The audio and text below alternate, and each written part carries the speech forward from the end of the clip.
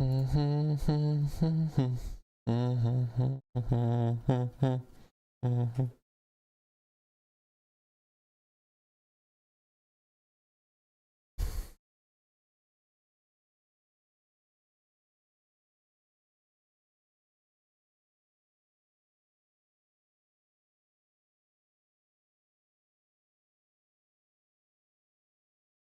right, we are live, everybody. Welcome, welcome. We do have a Discord link up and running. Hopefully, hopefully the Discord, like, who knows if this is going to work. But we'll see. If people want to join and they're watching on YouTube, or if they don't want to join from TikTok for some reason, they can join via Discord server. The Discord link is behind me in the horizontal. If you're watching on vertical, you're going to have to go to the horizontal. But yeah, we did just start, so welcome, welcome.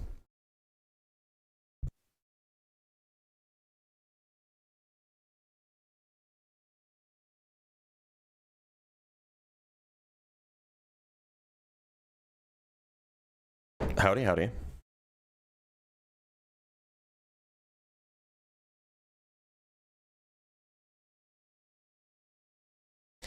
Happy Friday. All right, let's let people stream in, and we'll bring them in as they come in. We did just start, so give it a minute for people to come in. Is your specialization in QFT? No. It's very much not in QFT. It's in relativity.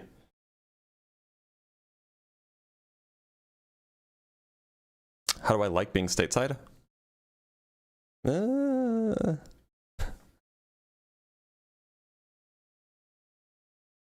All right, let's bring up Illy Isn't Funny. I feel like I spoke with Illy recently.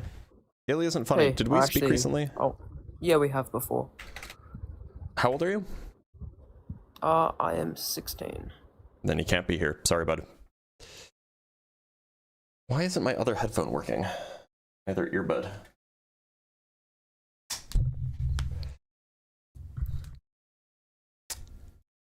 No 16-year-olders. No 16-year-olds allowed. It is forbidden. You have to be 18. It's a TikTok thing.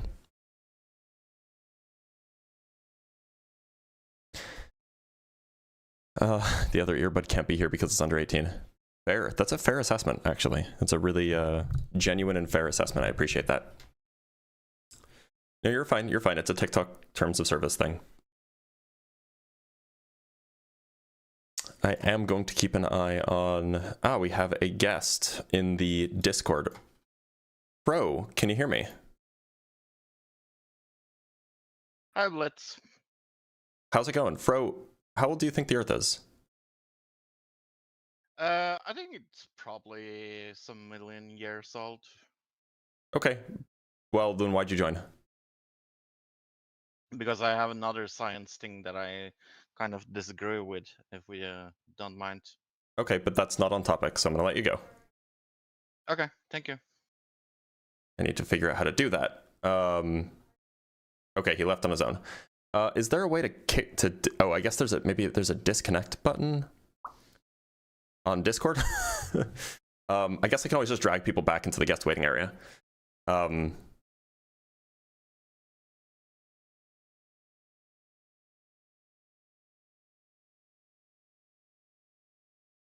Reddit millennial atheist type of straw man. Look, there are people who still believe this, and there are churches who still teach this. I'm sorry that makes you uncomfortable, that such people in such places still exist. But like there was an effort in a major city in Tempe, or a major city in Arizona called Tempe, to start teaching young Earth creationism in schools. So it's not really a straw man just because it doesn't apply to you.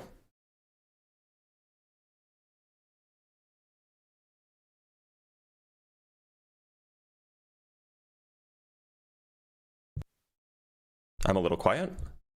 Oh no, that was for the other guy.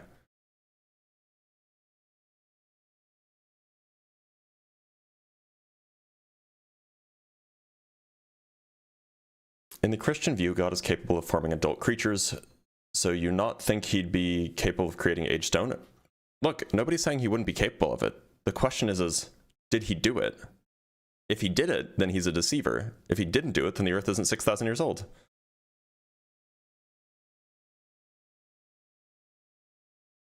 My uncle is literally a flat earther because of the Bible, so yeah, people believe it. Yeah, it's like, this is a real thing that really happens. It's an unfortunate part of the world we live in, but West Virginia is teaching intelligent design. Hold on, really?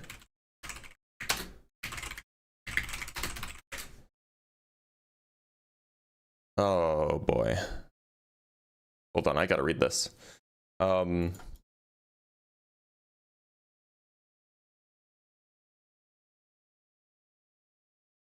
Okay, it's not quite what you say, right? So the bill in West Virginia that passed a year and a half ago or so, or almost 2 years ago, the bill in West Virginia that passed says a public school teacher is not prohibited from responding to questions about scientific theories of how the universe and or life came to exist. So the kind of intent is to open the door to intelligent design, but it doesn't say that they have to or that they should or something like that.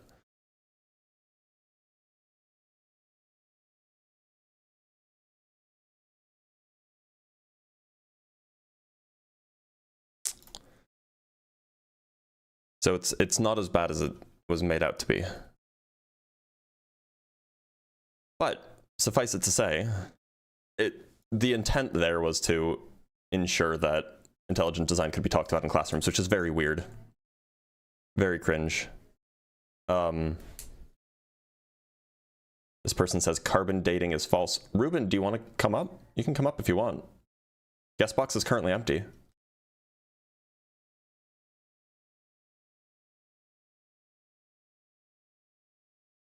Let's invite up Ruben.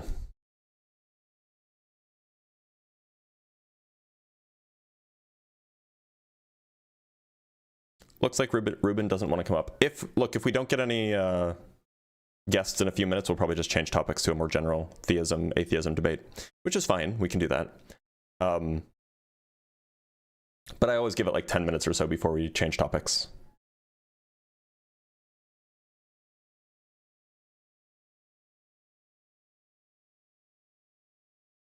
Ruben is scared. Yeah, maybe. Freedom of religion as long as you're Christian type country. Yeah, it's something like that. What's my religion? I don't have one. I don't really participate in like the God belief stuff. Blitz, do you actually have a PhD? Yeah.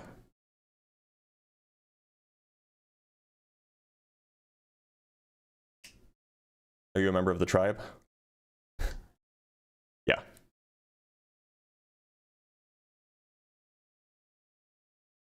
Why does existence exist? That's a great question.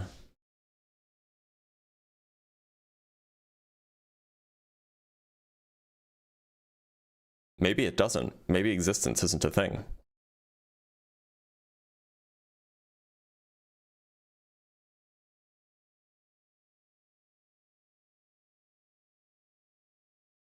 Do you believe? I don't. But even if I did, I wouldn't think that the Earth was 6,000 years old. Lead disproves early Earth. Shark Hornet. Oh, you can't join. That's a bummer. Start debate soon. Well, so we currently have no guests in the guest box, which maybe that means that we've defeated. Oh, we have a guest.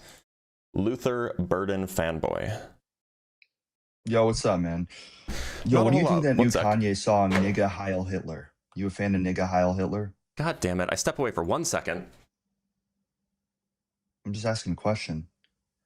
What do you think of Nigga Heil Hitler? All my...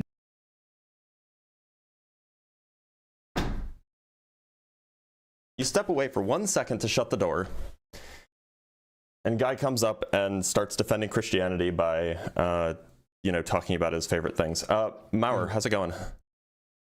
Yeah, I'm good, brother. Mauer, how old do you think the Earth is? So let me just make a quick point, yeah. So can you answer my question first? I think the Earth is 4.7 billion years old. Okay. But then we're not talking about whatever questions you have might not be on topic. Can I make a quick point about a creator or not a creator real quick, right?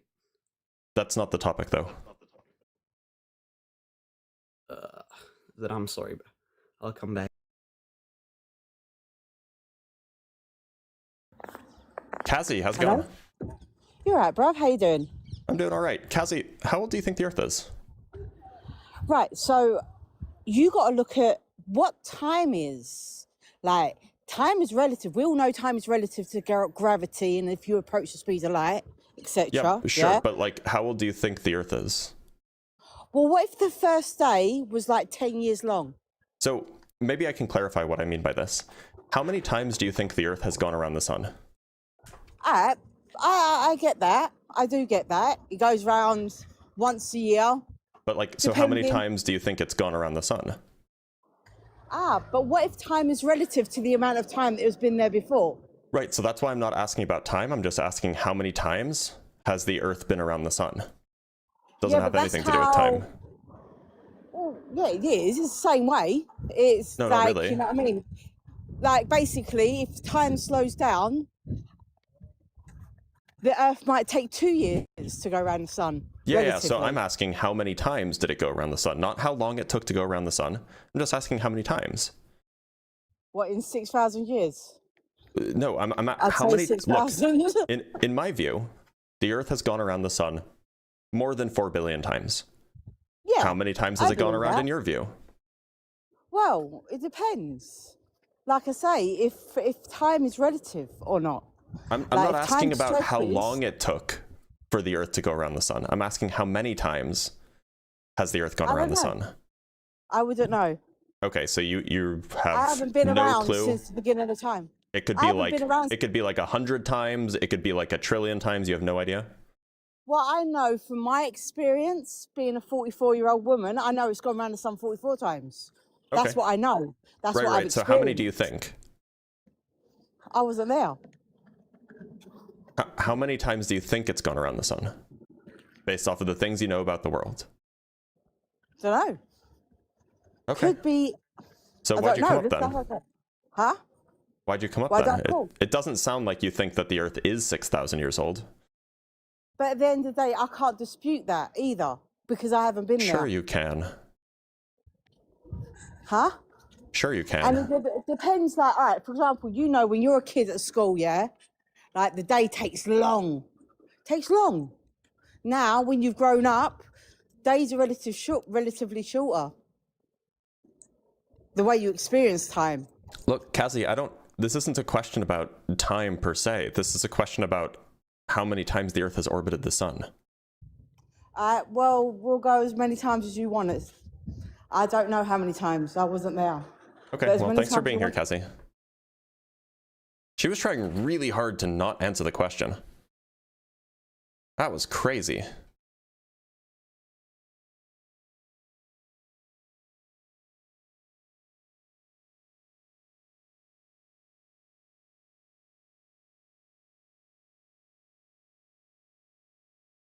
All right, let's bring up Adrian. Hey, Adrian, how's it going? but I'm good. I'm totally a believer. 4.5 billion. I just had a question. Did it move like slower or? Sorry, Adrian.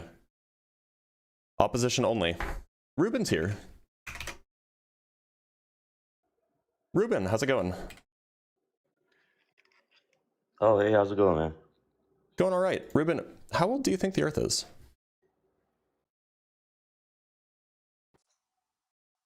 Hold on, can you hear me? I can hear you, yeah. Okay. Yeah, I just had to connect my Bluetooth real quick. You're fine. I don't know why you have that thing saying it's 6,000 years old. No, it says it isn't Not 6,000 all. years old.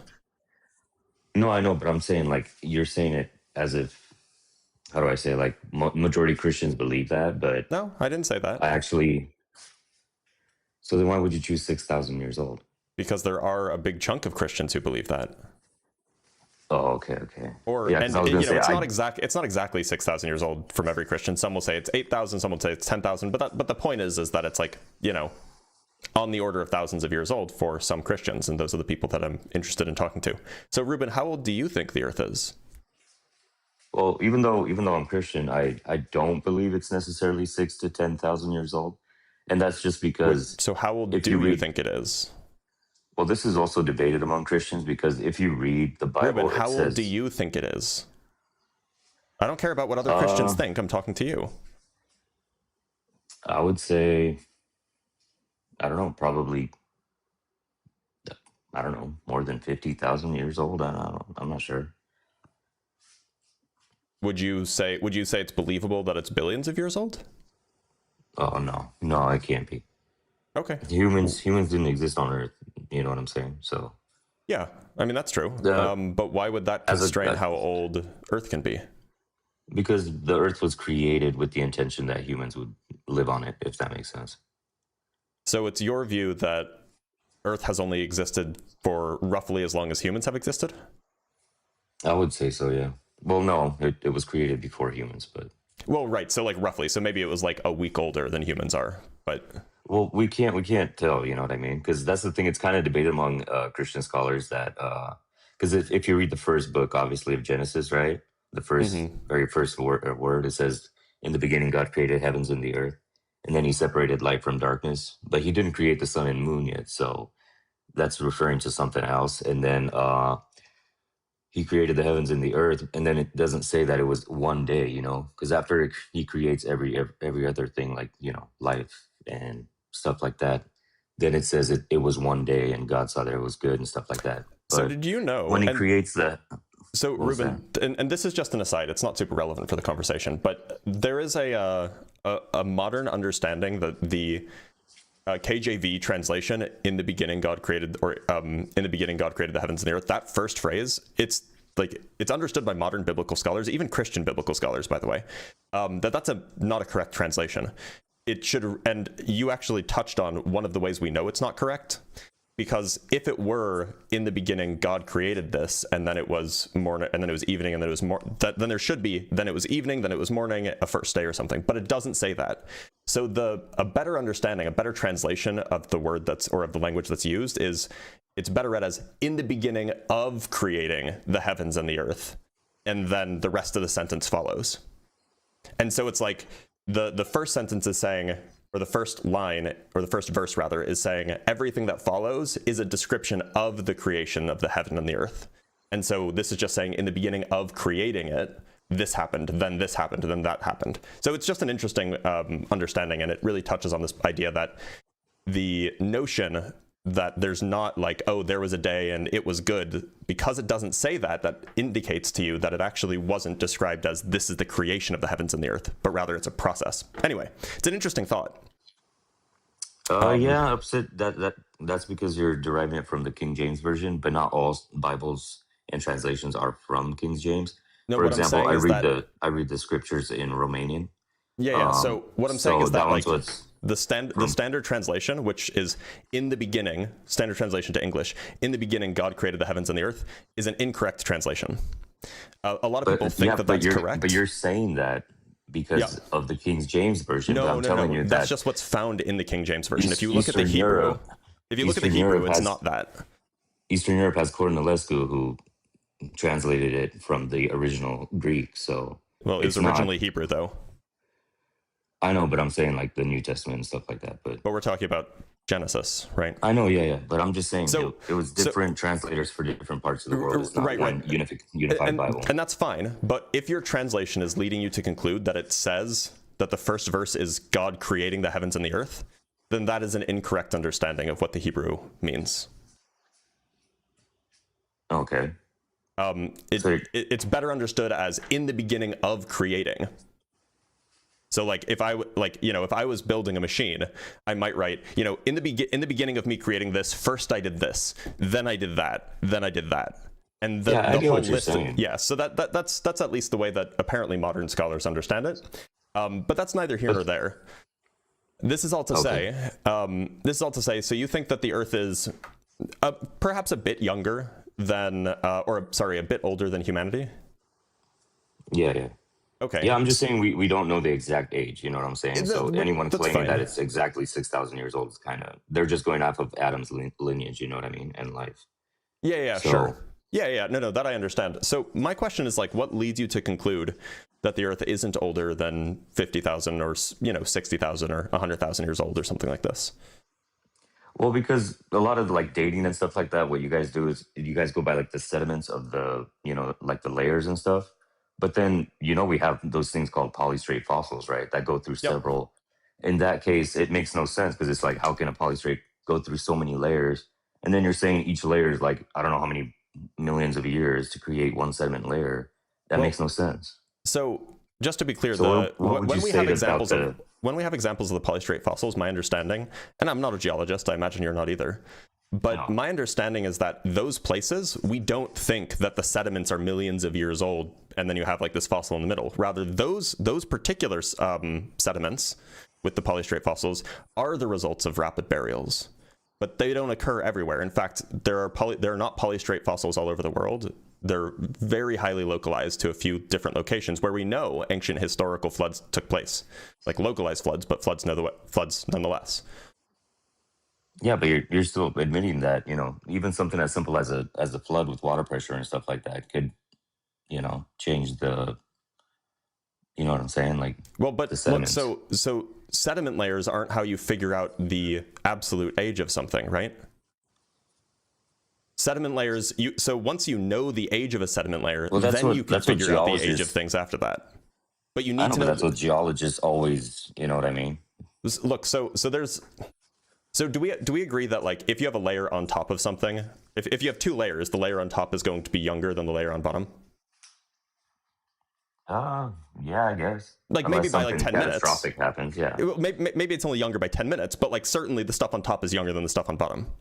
And so sediment layers can give you relative ages, namely that this layer is older than this layer is older than this layer, which is older than this layer, but it's not going to get you an absolute age. In order to figure out an absolute age, you need to do something else. You need to do some sort of radiometric dating, or you need to do some sort of cosmogenic nuclide dating, or you need to do some other mechanism of dating to actually figure out how old the layers are. The layers only give you relative information. So when geologists... So then you would admit that carbon dating isn't that accurate? No, I wouldn't say that. Also, that seems kind of unrelated to what I was saying. My point is that when geologists say, oh, this layer is XYZ number of millions of years old, what they're saying is we have dated something in this layer to that age, and so that tells us how old that layer is. Okay. But then the polystrate fossil that cuts through all those layers, what do you say about that? Well, when you go and you date those layers, you find that they're all the same age in those particular places. Are you sure? That's what I've been told by geologists. Well, that's the thing. I mean, is that accurate, or like, look, I'm not a geologist. Yeah, so like I'm just going to listen to what the geologists tell me. But exactly. Which is like a reasonable thing to do, right? Because they know what they're talking about. I don't. Okay. But look, the point is what do you mean, like? Oh, go ahead.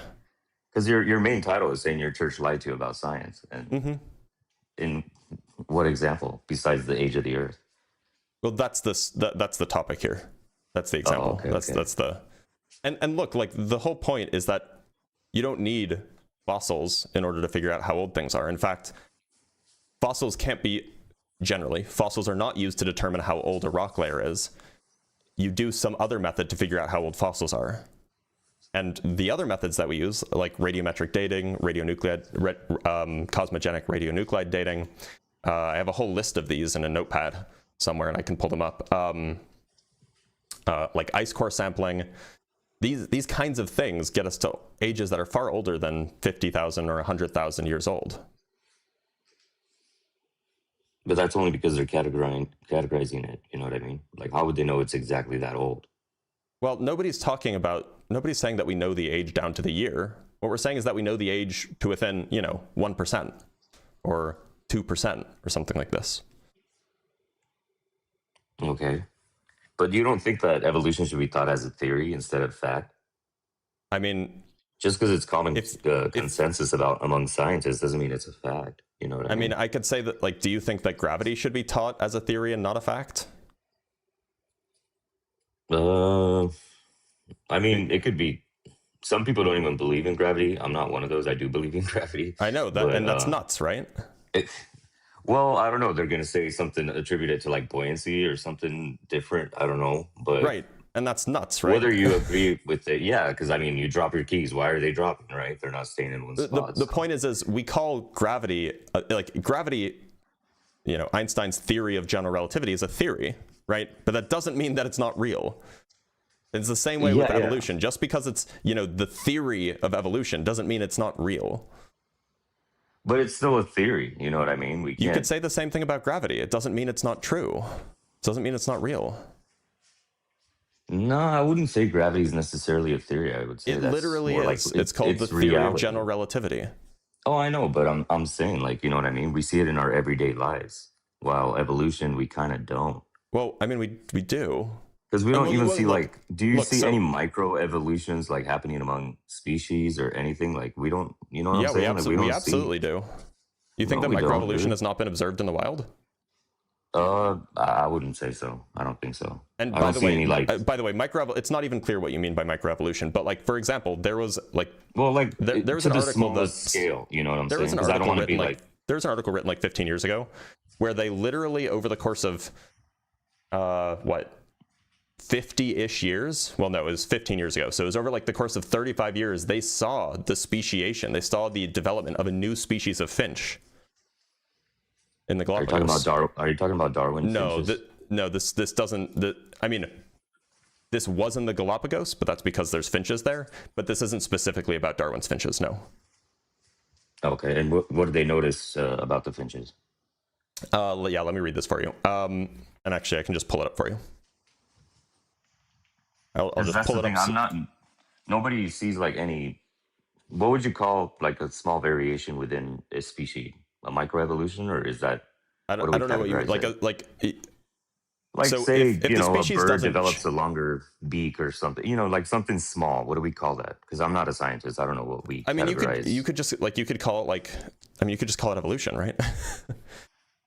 Okay. Well, I mean, you know what I mean? Like, yeah, it's not enough to consider it something else. It's not gonna totally differentiate its. But evolution is not just about like when something grows 2 extra legs, right? That's not what evolution is. Anyway, so let me see if I can find the right. Yeah, so this is two groups of researchers have shown exactly how these mating differences, the first steps in speciation, can evolve in bird populations in less than 50 years. So we have. No, this is not the one that I wanted. It was this one. So there's Galapagos finches that were intensely studied since 1973. At that time, the Galapagos Island Daphne major was occupied by 2 finch species, the medium ground finch and the cactus finch. Then in 1981, a hybrid finch arrived on Daphne major from a neighboring island. It was a part ground finch, part cactus finch, and quite large compared to the locals. It also happened to have an extra wide beak and an unusual song, a mashup of the songs sung by ground finches in its birthplace and on Daphne major. The immigrant paired up with a local female ground finch, who also happened to carry some cactus finch genes, and the Grants followed these birds' descendants for the next 28 years. So this is the backdrop for what they observed. Okay, well, that's not evolution. That's we're not done yet. We're not done yet. Being introduced this is the background. I'm just reading you the background. We'll get to the relevant bits. So after 4 generations of birds, the island experienced a severe drought which killed many of the finches. The 2 surviving descendants of the immigrant finch mated with each other, and this appears to have set the stage for speciation. In December of 2009, the Grants announced that since the drought, the new lineage has been isolated from the local finches. The children and grandchildren of the survivors have only produced offspring with one another. Several factors probably contributed to the isolation of the new lineage, since males mainly learned the songs as juveniles in the nest. The immigrants' male descendants also sang a strange mixed song, blah, blah, blah, blah, blah. And so we have, it says both the blackcaps, which is the other example, and the finches demonstrate the important role that behavioral shifts may play in the early stages of speciation, as well as in many ways these shifts can arise. And so what they're describing here is speciation. That you have a new type of finch that doesn't mate with the other finches. I wouldn't say the same thing, dude. If you introduce another finch from a different, like say it migrates into this situation and then the other ones die off, it doesn't mean. No. So, I mean? But this is a new kind of finch. It's not the same kind of finch as the one that migrated from mating with the local finch. That, you know what I mean? Did I miss something in the? Yeah. In so the story? Look. So there were 2 finch types on Daphne major, and then there was another finch that came over from another island, and it was sort of like part ground finch, part cactus finch, big, a little, and different in a number of ways. And then there was a drought that killed off a lot of the finches, And there were only 2 surviving descendants of the immigrant finch, so the finch that came from the other island. And those 2, that lineage, it no longer mated with the other finches. Despite being related to those other finches, it no longer could mate with them. So there was one immigrant ancestor finch, and then there was a whole bunch of other finches that, like, you know, were native to the island. And so that immigrant finch mated with the native finches, and their descendants no longer mated with the other finches that didn't have any immigrant DNA in them. Okay. And that's what we call speciation, or at least the beginning part of speciation, right? Where you have genetic isolation, where you have that 2 species or 2 communities, 2 lineages no longer mate with each other. Okay, but I don't see how that would prove, you know what I'm saying? Like a new species. What do you think a distinct species is? Well, I don't know like the exact scientific way to describe it, but you know what I mean? Like among big cats, obviously there's a difference between leopards and tigers. Those are species, you know what I'm saying? Look, so there isn't like a hard and fast definition on what a species is. But generally, speciation is described as when you have 2 different communities or 2 different, you know, groups or lineages of organisms that either can't or no longer do reproduce together. Okay, but I mean, they still can, even though they don't. I mean, that's just, you know? Well, it's not clear it's not clear that they can, by the way. Because they did in the past, that's the thing. Just because they did in the past doesn't mean they can now. I know, but I'm saying, like, you know what I mean? They can. But the point is that even if they can, if they don't, that is one of the ways that we categorize distinct species. Well, yeah, but that's what I'm saying. This stuff is so rare that obviously they made an article about it and it made the news. You know what I'm saying? But I'm just saying it's so rare that it doesn't really happen that often. Right, but your original example was merely that it doesn't happen. Now you're just saying that it doesn't happen often. Yeah, but also I don't know how to put, like, you know what I mean? I don't see how that would, I'm trying to think like I don't see how that would necessarily describe like creating a new species, you know what I'm saying? Like it's derived from, but not necessarily new. You know? Look, so okay. I mean, in some sense it is new because that lineage didn't exist before, right? Yeah. So how is it not new? Well, it is new, but I'm saying it doesn't come out of nowhere, you know what I mean? It didn't just happen on its own. Evolution, well, it did happen on its own. There was no human intervention. But beyond that, like, the evolutionary process is not just like spontaneously out of nowhere. Like there are mechanisms that produce new species, new genuses, and so on. Yeah. So yeah, like, I get that. This isn't out of nowhere. This is exactly the kind of way that we think evolution happens anyway. It's at least one of the mechanisms. Yeah. Or I should say speciation, which is, you know, one of the ways that evolution can occur. Yeah. I guess so. I mean, you know what I'm saying? There's not much to say about it besides, like I said, it doesn't happen from nothing, but that's not part of evolution. The claim isn't about evolution is not that it happens from nothing, right? I don't know. Like evolution, it's all about like, you know what I mean? Like the millions of years it takes for something to evolve. Look, so typically evolution is a slow process. The reason why we don't have a whole lot of records of the kind of thing I just described to you is because it's a slow process. And because when it is a fast process, which happens very rarely, we will probably end up seeing it if we're around.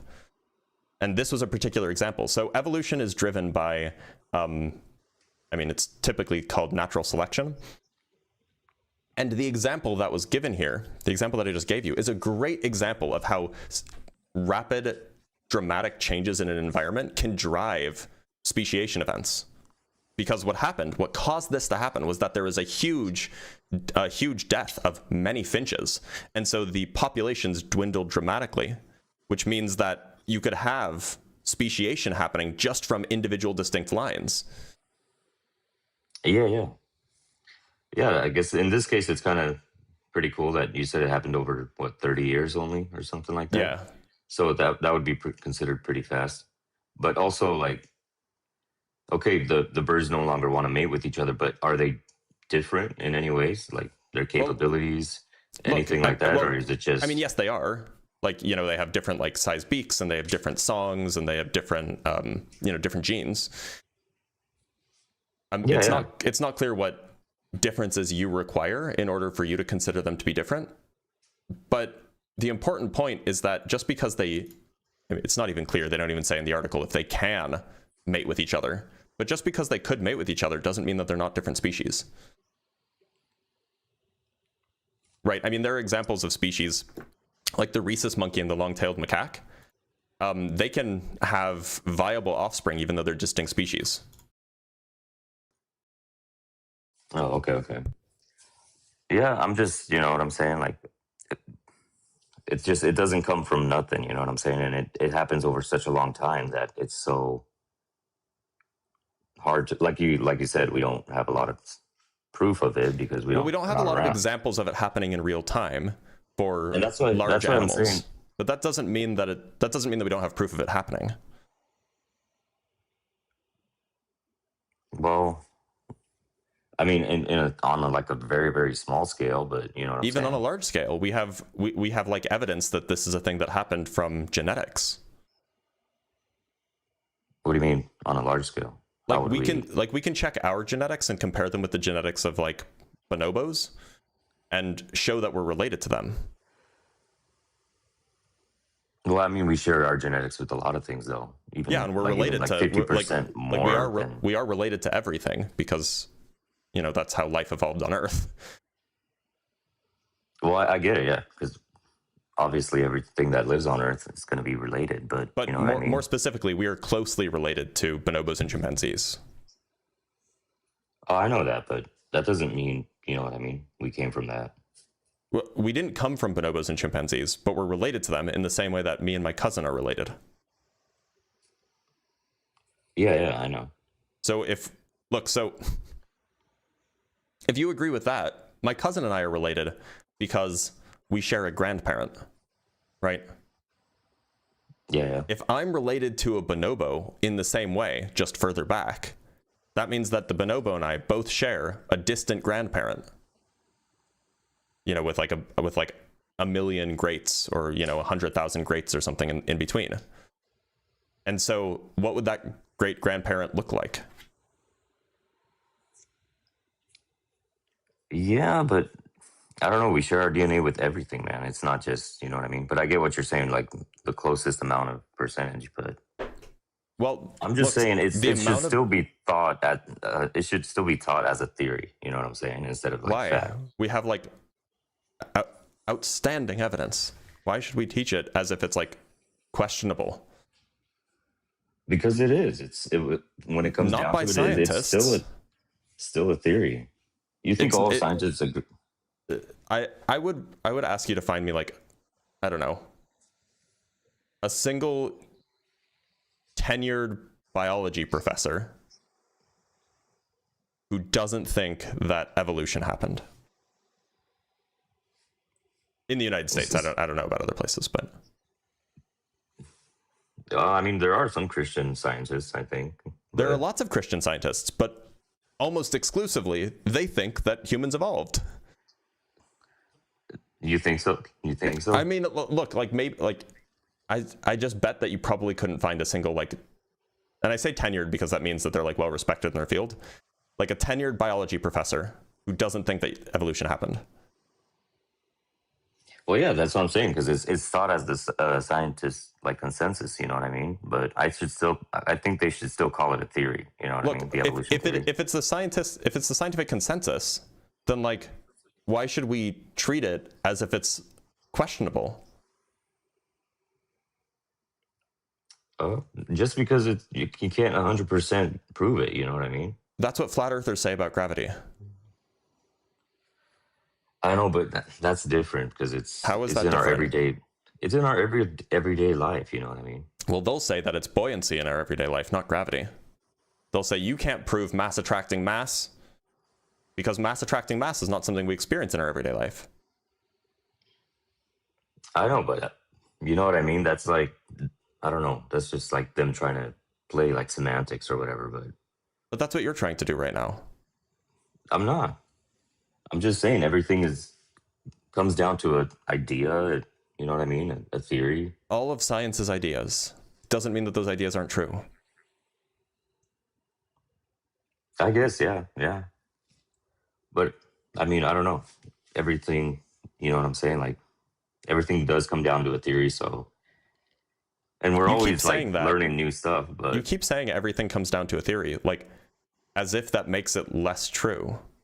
But like if your position is merely that it's a theory, therefore we shouldn't teach it as if it's a fact, why not? Unless you have good reason to think that it's not a fact, you have some counter evidence that shows that evolution's not real, then like we should treat it as if it's real. I know, but I don't know. It started from a theory and then everything was just confirmation bias from there, you know? It started, So- wait. Have you looked into the evidence for evolution? What's that? Have you looked into the evidence for evolution? Yeah, I remember growing up, I was really like looking into a lot of stuff, but I forgot So- a lot of what I've. So how do you figure that it's confirmation bias? Because when you go looking for something, you know what I mean? You go looking for something with a theory in your head, you're going to highlight things that are going to back up your theory, if that makes sense.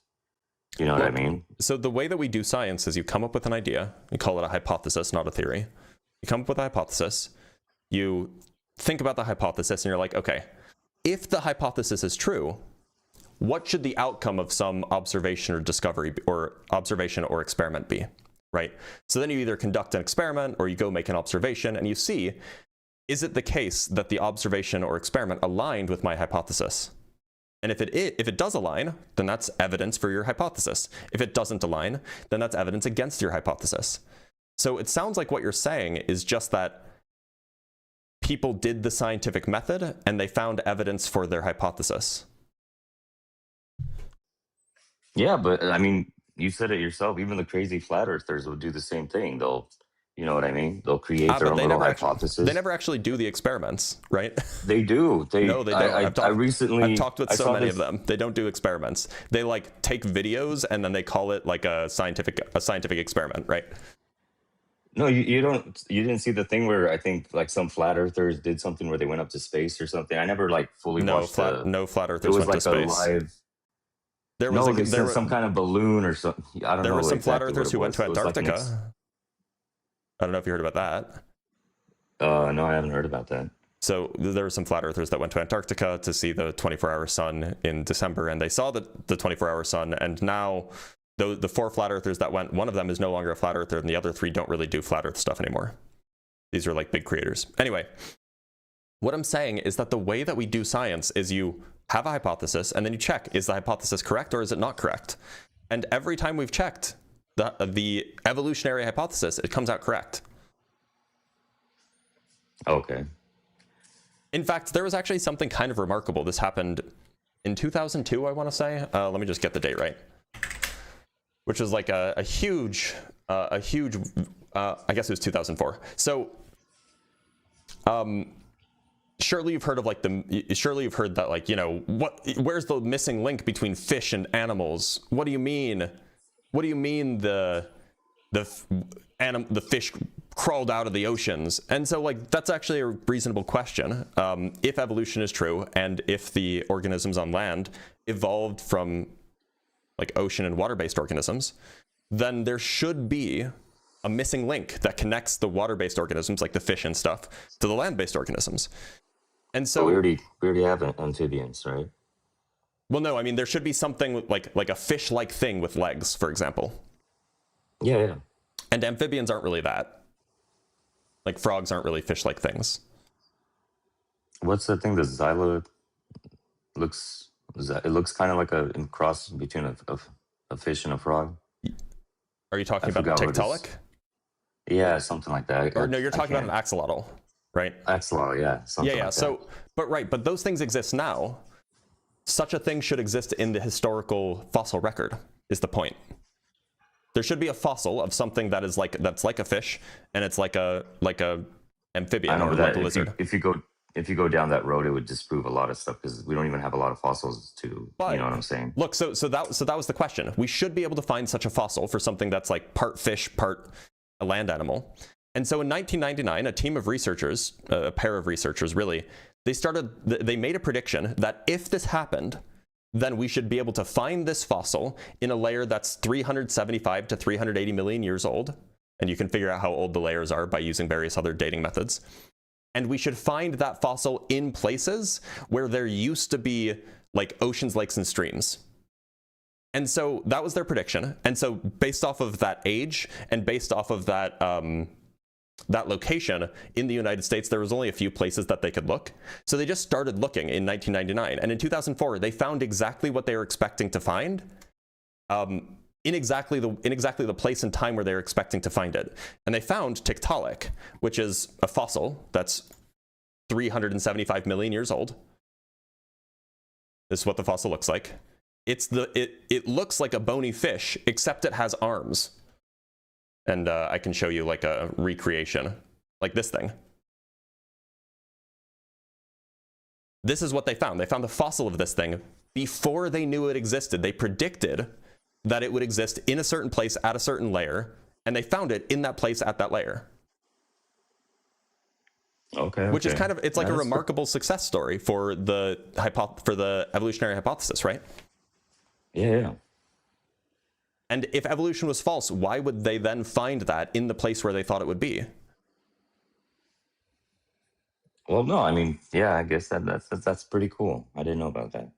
Yeah, you should look into it. I mean, Tiktaalik is and it's even recent history. It's like, you know, they discovered it in 2004, so it's not even that long ago. So it's really neat. Ruben, is there anything else you want to talk about, or should I just move on to the next guest?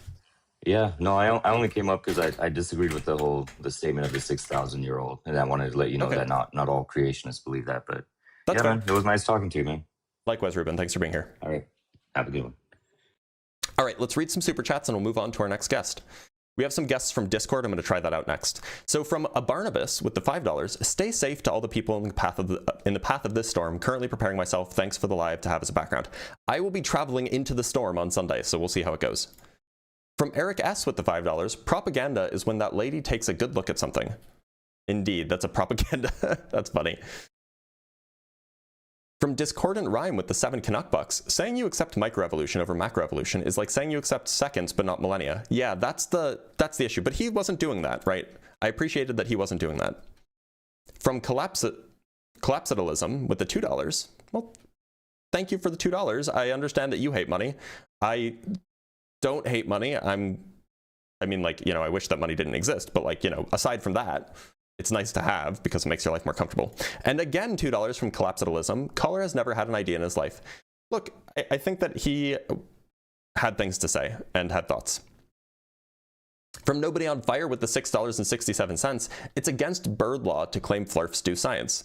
It's also against tree law in my understanding. From Joshua Everett with the $5, theory just means model of how this happens. Sorry, theory just means model of how this happens in this context. We already know that evolution does happen. Yeah, it's exactly that. $2 from Might You Find It Interesting. You axolotl questions, axolotl. It's funny. From Gretchen with the $3, the tragedy of being this willfully oblivious. Look, he actually seemed willing to accept new evidence. Hopefully he'll think about it a little bit and maybe change his views. From JM with the $2 with the thumbs up. Thanks, JM. I appreciate the thumbs up. From C-Bar with the $5.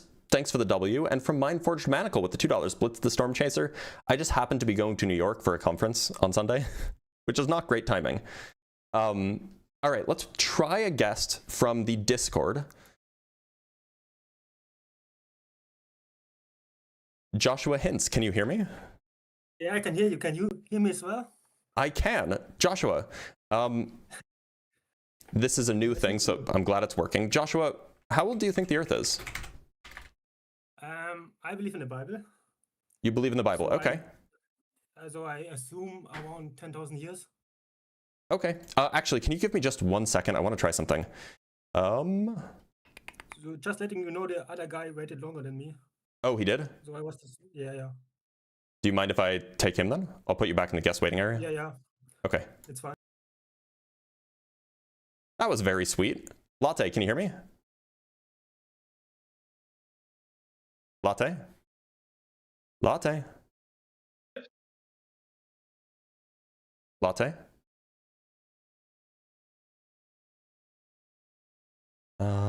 There should be a way to do window capture. Discord. Latte?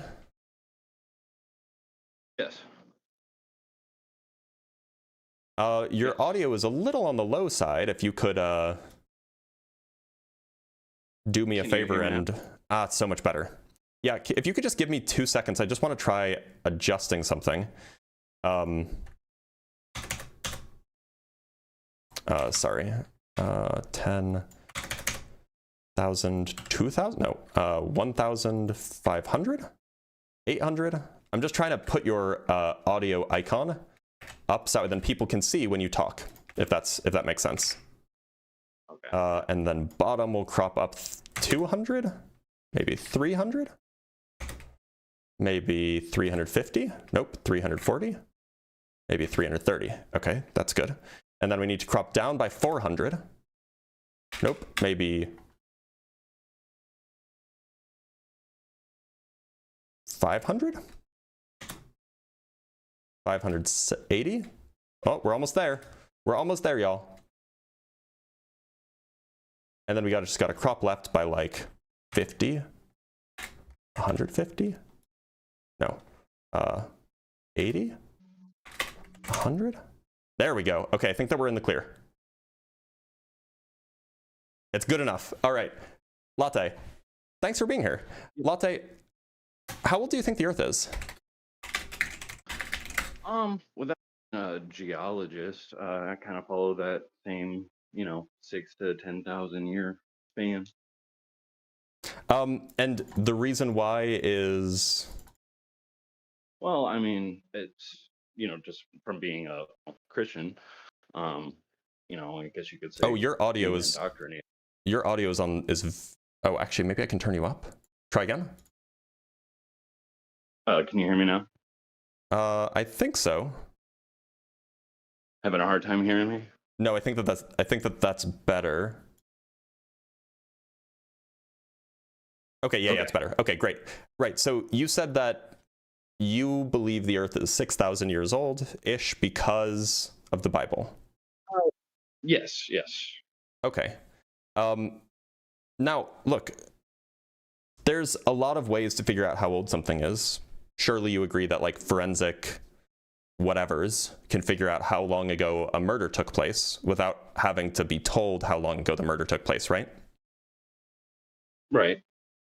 So my question is, why can't we use science, perhaps similar techniques as forensic scientists do, to figure out how old the Earth is? Why do we need to rely on the Bible? Well, I don't think that you necessarily have to. I mean, that's where we start. We kind of, go from the Bible and then try to see what the science is backing up with that. But what if the science disagrees with it? Well, I just feel like, science, I've heard some problems with carbon dating and stuff like that. That's how they determine how old the Earth is, right? No, carbon dating isn't involved in that at all. It's not? No. So when they get a fossil and they carbon date it and they're like, they don't carbon date fossils. They don't carbon. What do they carbon date then? They carbon date. They carbon date like old human stuff and like animals from like, the Ice Age, which was like 10 or 20,000 years ago. Carbon dating is really useful for figuring out how old, like when specifically within like 10 or 20 or 30 years, like something happened in the last 5,000 years, for example. So they only carbon date stuff within like 10,000 years, is what you're saying? Carbon dating only goes back 50,000 years at best. Okay. Well, so first off, I just wanted to say I appreciate your, not, usually making people feel stupid and, calm demeanor and all that. That's a kind of a breath of fresh air from where people are normally at. I was in the chat. I didn't say anything wrong. Got banned from there. Wasn't in caps or nothing, and was having a polite debate with somebody on there. Well, so I don't really appreciate that. Just as and this is just advice for everybody. If you get what you think is wrongfully banned or wrongfully muted or whatever, the place to appeal is go to the Discord server, and there is a place to appeal bans and mutes from if you got banned on TikTok, if you got muted on TikTok or on YouTube. That's the place to go. The mods will take care of it. Okay, no, I just was putting that out there. But as far as so evolution and the Earth being millions of years old kind of go hand in hand, right? Yeah.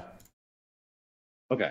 That's so, just to be clear though, you don't like it could be that evolution is wrong and the Earth is still billions of years old. It could be that there's something else that we don't understand that caused life to be on Earth, and the Earth could still be very old. What isn't the case is that you couldn't really have evolution if the Earth was young. Okay, so therefore the Earth would have to be really, really older than 6,000 to 10,000 years, is what you're saying. Yeah, if evolution is true. Why if? Well, look, so if evolution is true, evolution is something that takes a long time to happen.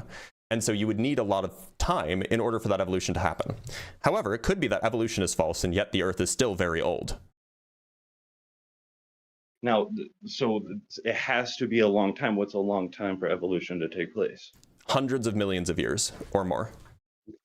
So, but you were referring to the finches earlier, and you said that was like a really short time span. And yeah, that was so presumably when you say evolution, for evolution to happen, presumably you're referring to like the whole process of evolution from like microorganisms to humans. In the case of the finches, this is like a fairly minor change of like speciation happening, and that took place very rapidly. But that's not the kind of change that we're talking about when we're talking about, microorganisms evolving over hundreds of millions of years to get to where, you and I exist now. But you were citing that those two finches mating and having offspring was a indicator of evolution. Yeah, it is. So look, in the same way that like counting from 2 to 3 is a version of counting, but it's not the same as counting from 1 to a trillion. They're both counting, but one is the whole story and the other is just a very, very small part of it. Okay, but in that same instance, so one breed of dog and another breed of dog have another breed of dog. Is that the same thing taking place? No, because generally not. So, breeds of finches mating is the same thing as two different dogs mating. No. So the distinction here, when we talk about speciation, is that generally you need that the animals either don't or can't interbreed with each other. The two different like groups of organisms. Okay, so there's actually an argument to be made that like Great Danes are a different species of dog from Chihuahua, because it is very, very hard for them to mate together because of the size difference. But it still happens enough that they're not really treated as separate species. But like, to be clear, the notion of like when two things are different species is a gray area. Right. That's why I'm wondering if it should even be a indicator of evolution, because so tigers and lions can't mate together or don't because they're on different parts of the world. But then we have tiger. So is that a well? But ligers are so typically you require that the offspring are usually viable. Or not viable, sorry, fertile. And ligers typically are not able to reproduce. So, make of that what you will. Okay. But for what it's worth, like we don't need to look. The only reason I brought up the example of the finches is because it's like a pretty stunning example of what we think of as speciation happening in real time. And it's the first example I've heard of that. However, we have examples of more substantial evolution happening in other cases that we're familiar of. Like there's this long-term E. coli experiment where you have the development of a genuinely new trait amongst certain kinds of bacteria over human lifespans. And so that's like a pretty substantial development, right? I think the Christians and scientists kind of clash because I don't know if you've ever seen the Ben Stein documentary Expelled. It's kind of like on the the subject of evolution. No, I haven't. And it's actually pretty good. At least be a good watch. But it shows very many reputable scientists, whatnot, and he's basically going on there trying to challenge him on it because he's a Christian or whatever.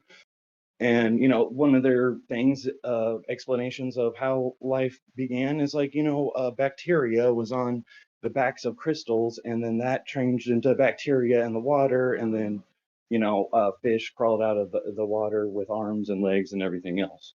Now with Christians, like one of the talking points we're given is there's never been any transitional forms found. Are you sure about that? Didn't I just give an example of that? It's the other guy?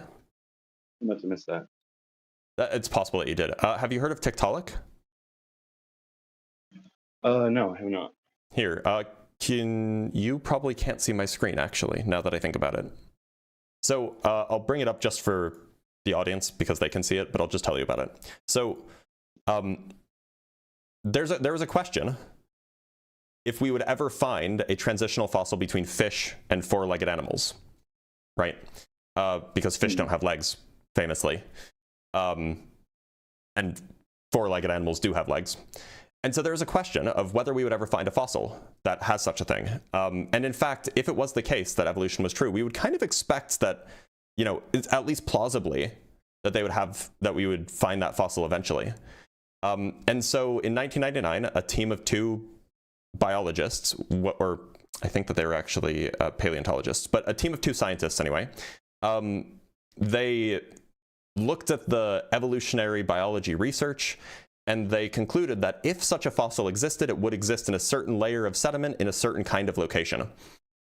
And they came to this conclusion, or they made that prediction in the late 90s. And then in 2004, after 5 years of searching, in the place that they looked, in the place that they predicted it would be, they found it. They found Tiktaalik, which is a hybrid, it's not a hybrid species, it's a transition species between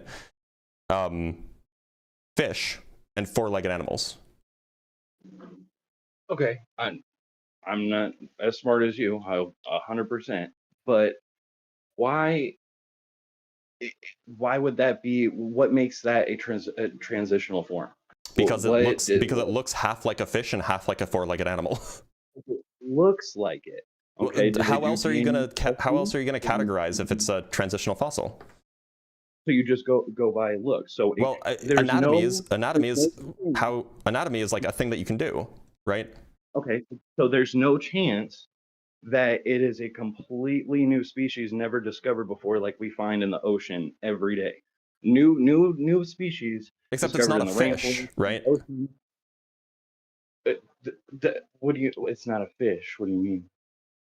Like it's not really a fish, and it's not really a four-legged animal. It's something else. But we see stuff like that all the time in the ocean. We've never seen anything like that before. Or it looks kind of like this. It looks like a joke. So here's the way that we know that this is not just a fluke. This is not just some random thing. Because using the observed evolution, or the observed fossil record, I should say, of four-legged animals, they predicted what layer of the sediment it would be found in based off of how long ago this transition should have happened. And then they went and they looked in that layer and they found it there. Wouldn't that be an awfully huge coincidence?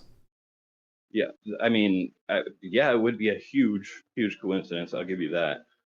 But at the same time, like that, it's not possible that was a coincidence. It's not possible that that's just a new species never discovered before. Look, lots of things are possible, but in science, we don't just deal with the possible. We deal with the plausible. We deal with what's likely. And so, like, this is a good example of evidence, right? Some scientists will tell you that God is plausible. So look, you can believe in God and also believe in evolution. They're not mutually can't believe in exclusive. God. No, they're not. Have you ever heard of theistic evolution? Yeah, I think that we just agreed with each other. I said you can believe in God and also believe in evolution. Oh, sorry, I thought you said they were mutually exclusive. No, they are not mutually exclusive. Okay, So like, yeah, plenty of scientists believe in God. They very well may say that God is plausible. I have a feeling that most scientists will not say God is plausible on scientific grounds. But here we're talking about whether or not the claims of evolution, with its predictions being confirmed, are plausible. And I mean, like the example that you cited is one. Not the only example. Example of that. Okay, what's the other example? We have like, I think 10 different transitional species between humans and Australopithecus that we found fossils for. So between humans and monkeys? If you would consider an Australopithecus a monkey. I like I said, I'm not as smart as you, so I really don't know what that is. It's like a, it's hard to, you would probably just call it a monkey. I mean, humans are kind of monkey-like. We're just not very hairy. But like, yeah, we have like 10 different species between Australopithecus and humans, and you can see, yeah, they're primates. You can see the change over time of these different species as they get closer and closer to modern human. We also have transition species between dinosaurs and birds. There's a famous one called Archaeopteryx. Like there's a lot of these things, right? Oh, there's also the famous ones from land animals to whales, because whales didn't evolve from fish. Whales evolved from land animals that then went back into the ocean. So like there's Pakicetus, Ambulocetus, and then there's one other that I can never remember the name of. Let me pull it up really quick. There is Pakicetus, Ambulocetus, and I'm not seeing the thing I was thinking of in the list. But anyway, these are like four-legged animals, and we can look at their fossils over time as their limbs get less and less sophisticated and get closer and closer to fins and become more and more aquatic. We can see these transitions happening in the fossil record. Yeah, I've never seen that, so I'm definitely gonna have to look into that. Definitely worth looking into. It's interesting. With the other guy you were talking about, but why, and even you state if the theory of evolution is true, and it's a theory, okay? How do we get to scientific laws and facts? So they're different categories of things. So scientific facts is not like a technical term. It's just like what lay people call things that are true.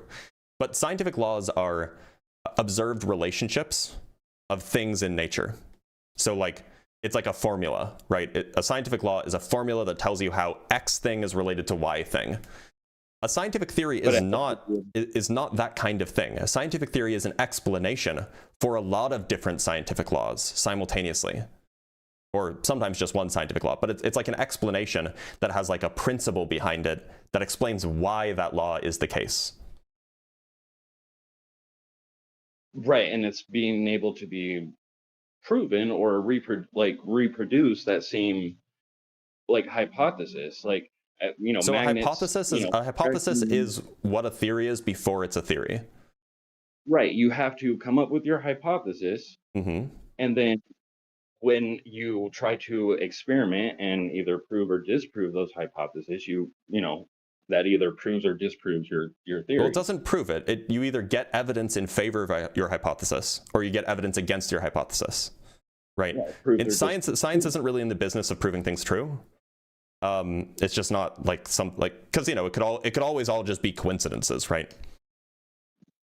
So what we do is we just collect a bunch of evidence, and when you have enough evidence for your hypothesis, then it's generally regarded as like a mainstream accepted theory. And like that's like when we talk about like the theory of gravitation, that doesn't mean that it's like just a guess and it's like less true than a law.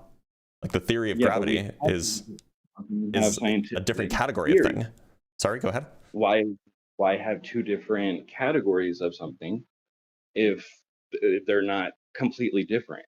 They are. If a theory, They are completely different. They are right. So it's as something is at a theory, it's different than it being at a scientific law.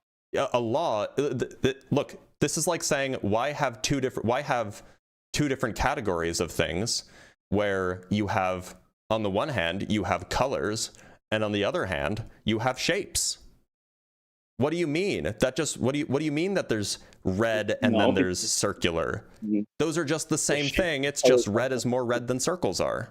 The point is that this is a category distinction. One's not more true than the other. They're just different kinds of things. They're not. So scientific laws can't be proven, shown, and repeated. Maybe I can clarify. Scientific laws don't start out as theories. They don't. They never started out as theories? No. Scientific laws are never start out as theories. Scientific laws are they're basically observations. They're observations. They're like what happens. So you take a whole bunch of observations and then you plot them on a graph, and then that line is your law. So scientific laws, you're saying they're not proven, disproven, they're not based on repeatable experiments or anything. Scientific laws can be violated, if that makes sense. But then that kind of goes against. But they're never, they don't start out as theories, right? They're just like kind of like a different kind of thing. Okay, so where we're getting sidetracked, or I am, is that the difference is that no, it's not like we think something, we observe something, and then that's a law. Yeah, a law is like we observed this X. We observed. A law would be like every time X changes by 2, Y changes by 3. That's what a law would be. And that's based on like all of your observations of X and Y. And you say, well, I noticed a pattern. Every time X changes, Y changes. Now, a theory would be like the reason Y changes in the way it does in response to X is because of the principle of ABC. That's a theory is an explanation. A law is just like an observed relationship. Law is an observed relationship. I guess I'm kind of lost there on that. I guess, that's me. But it just seems like that theory is that, yes, it's a theory. We have a good idea, but we don't know for sure. No, that's just not how scientists use the word. The theory? Okay. Yeah, that's like how like regular people use the word. They say like, I have a theory about, how gasoline prices are being controlled by pirates off the coast of Africa. And when they say I have a theory, they just mean it's a guess. Like when random people say that. When scientists say theory, they mean something very specific.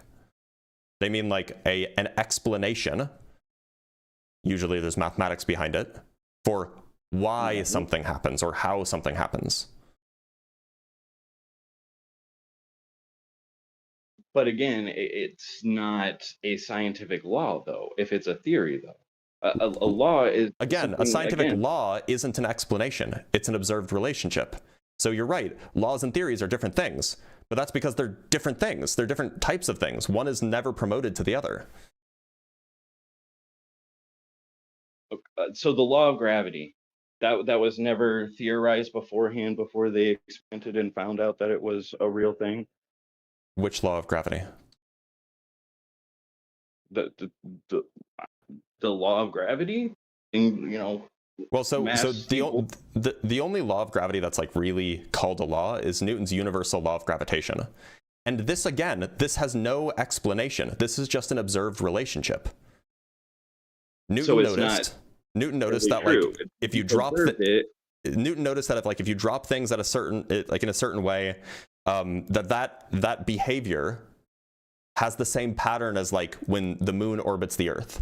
And so he's like, we have a universal law that describes a relationship between the mass of the thing and the force on the thing.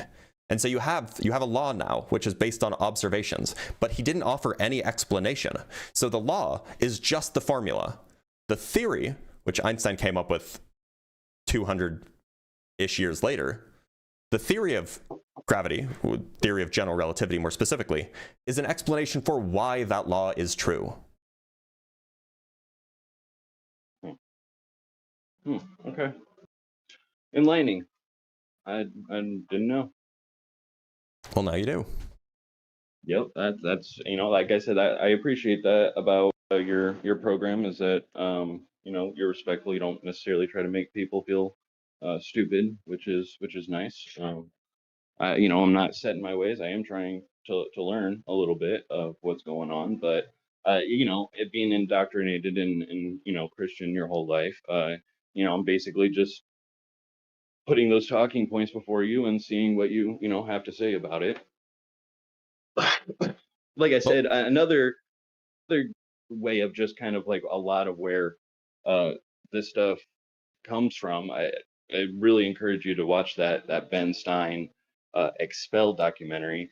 Where like you were talking about earlier, if you any tenured, quote unquote tenured scientist, they kind of go into that of like, well, if you don't necessarily line up with what the establishment wants you to say, or even though things may not be exactly proven or disproven, they lose their jobs, they lose everything else over this. Reputable people, and it happens.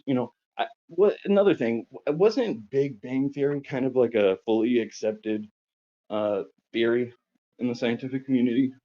Hold on, we can address that in just a minute. But with regards to the tenure thing, the only reason I brought up tenure is because what tenure is at least how it's intended to be used.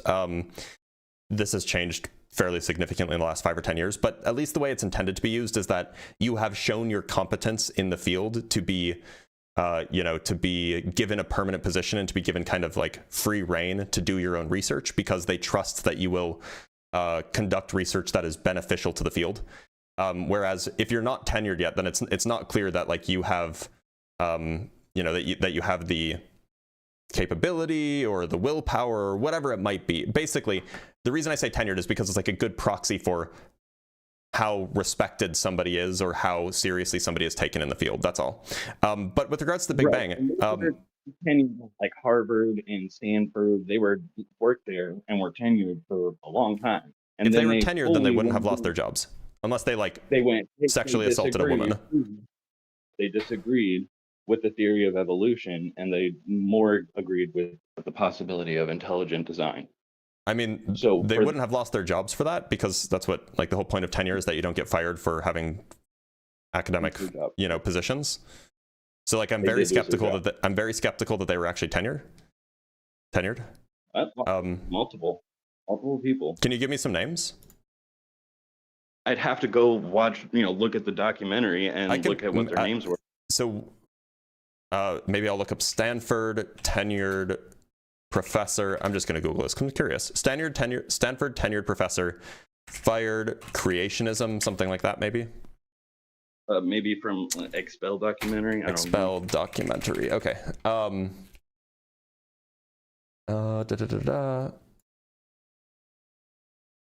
Okay, so I'm just going to read the AI overview. Don't trust the AI overview all the time, but I'm just going to read this because maybe it'll have some useful information that rings a bell for you. So the query likely refers to the 2008 documentary Expelled, featuring Ben Stein, which explores claims that scientists and educators promoting intelligent design or questioning Darwinian evolution face censorship, denial of tenure, or firing, often highlighting cases like astronomer Guillermo Gonzalez, though it presents a conspiracy theory perspective and lacks balanced scientific discourse. Accusing big science. Okay, so that's like editorialized. So we have the name Guillermo Gonzalez. Is that a name that rings a bell? It wouldn't. It's been a while since I've watched it. Hold on, let me pull up this guy. So Guillermo Gonzalez, the astronomer, he is a proponent of the pseudoscientific principle of intelligent design and research scientist at the University of Alabama in Huntsville, senior fellow of the Discovery Institute. Okay, so at least according to Wikipedia, he never had tenure. He was denied tenure. So he wasn't fired. He was, so the way it works is if you're a tenure track faculty, then you get hired on with the expectation that you will go up for tenure in 4 to 6 years. And you go up for tenure, and then you write a big long thing, like a big long tenure document, basically. And then you get a whole bunch of letters of recommendation from people, et cetera, and then it goes before a tenure committee, and then they review, are we going to keep you on permanently as a tenured faculty, or are we going to end your contract? And so he was rejected. His appeal, or his application for tenure, I guess, was turned down. So like he never had tenure to begin with. That's the example that AI comes up with, but like maybe there's some other people presented in the film. So there's Richard Sternberg is also mentioned in the film, apparently. He was an evolutionary biologist. Blah blah blah blah. He started to take on an unpaid position of managing editor of the. Okay, that's fine. I just want to see the whole thing about like if he was fired or something. He continued as a staff scientist. What was he?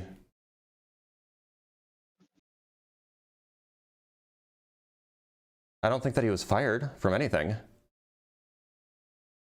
Trying to see here. I'm not seeing anything about him being fired.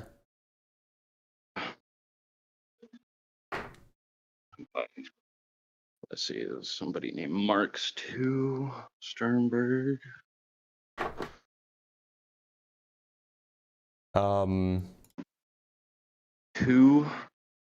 Actually, it's not even clear that he was ever tenured anywhere. He was an employee at the Smithsonian Institution's National Museum of Natural History. But I'm not seeing anything about him being tenured ever. Then there's also Caroline Crocker, who there's no link.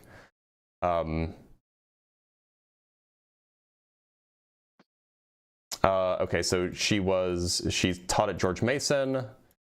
I guess she was a, okay, what's the actual backstory? Did she actually have any?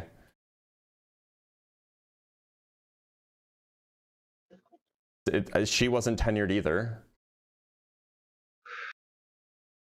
So like, look, I'm just not finding any examples of like tenured faculty that are being let go because of this. But that's neither here nor there. That's the only reason I brought it up, because tenure means that like you've made it as far as academic credentials go.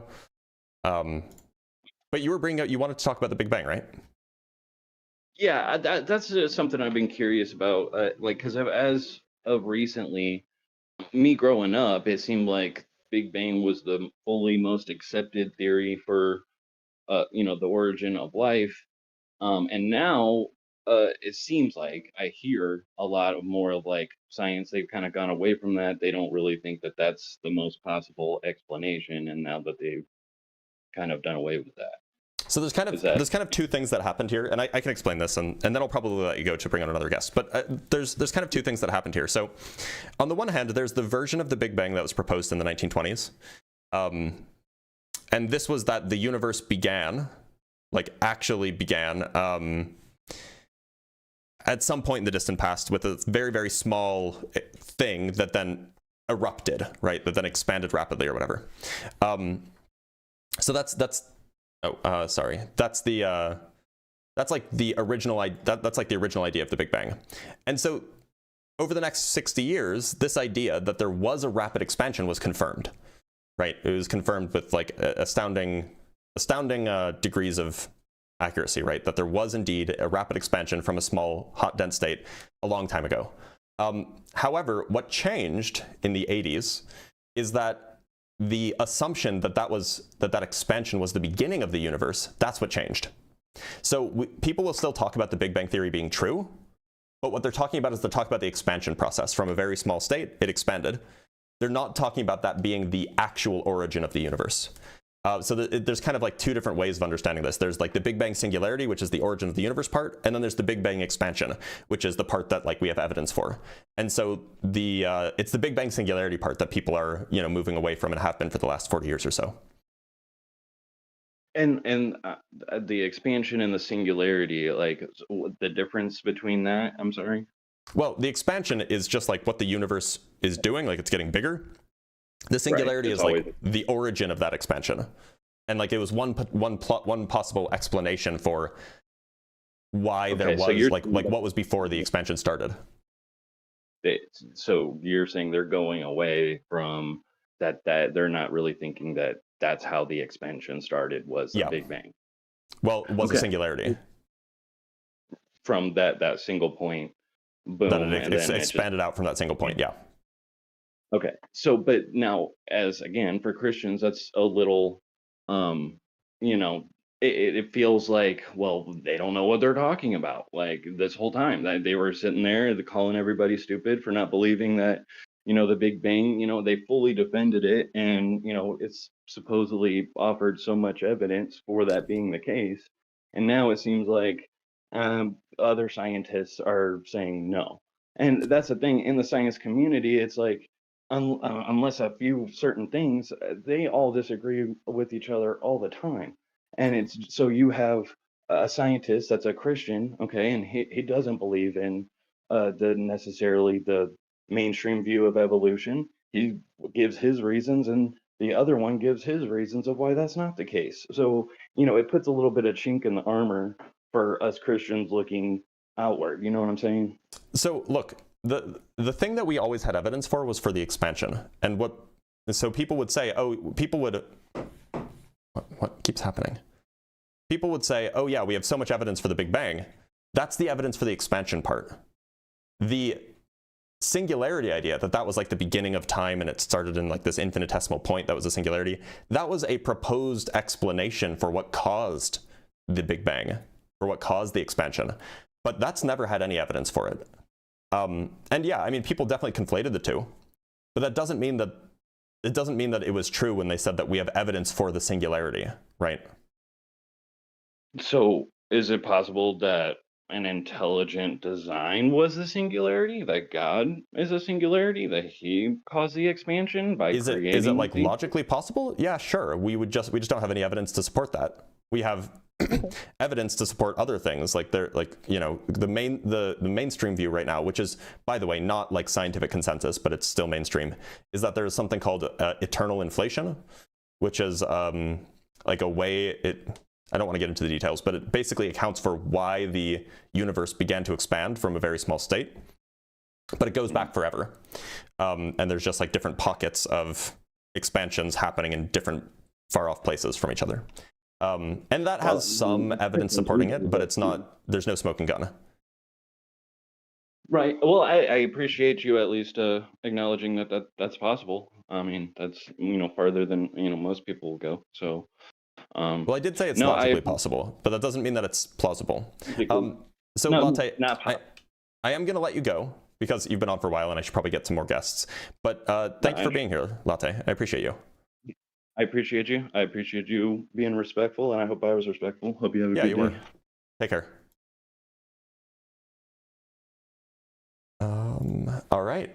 So how was the audio on that, by the way? Because I was trying the new Discord thing.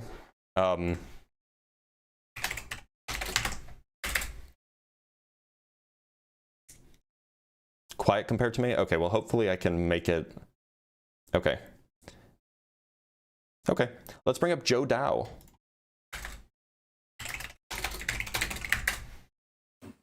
Joe, how's it going?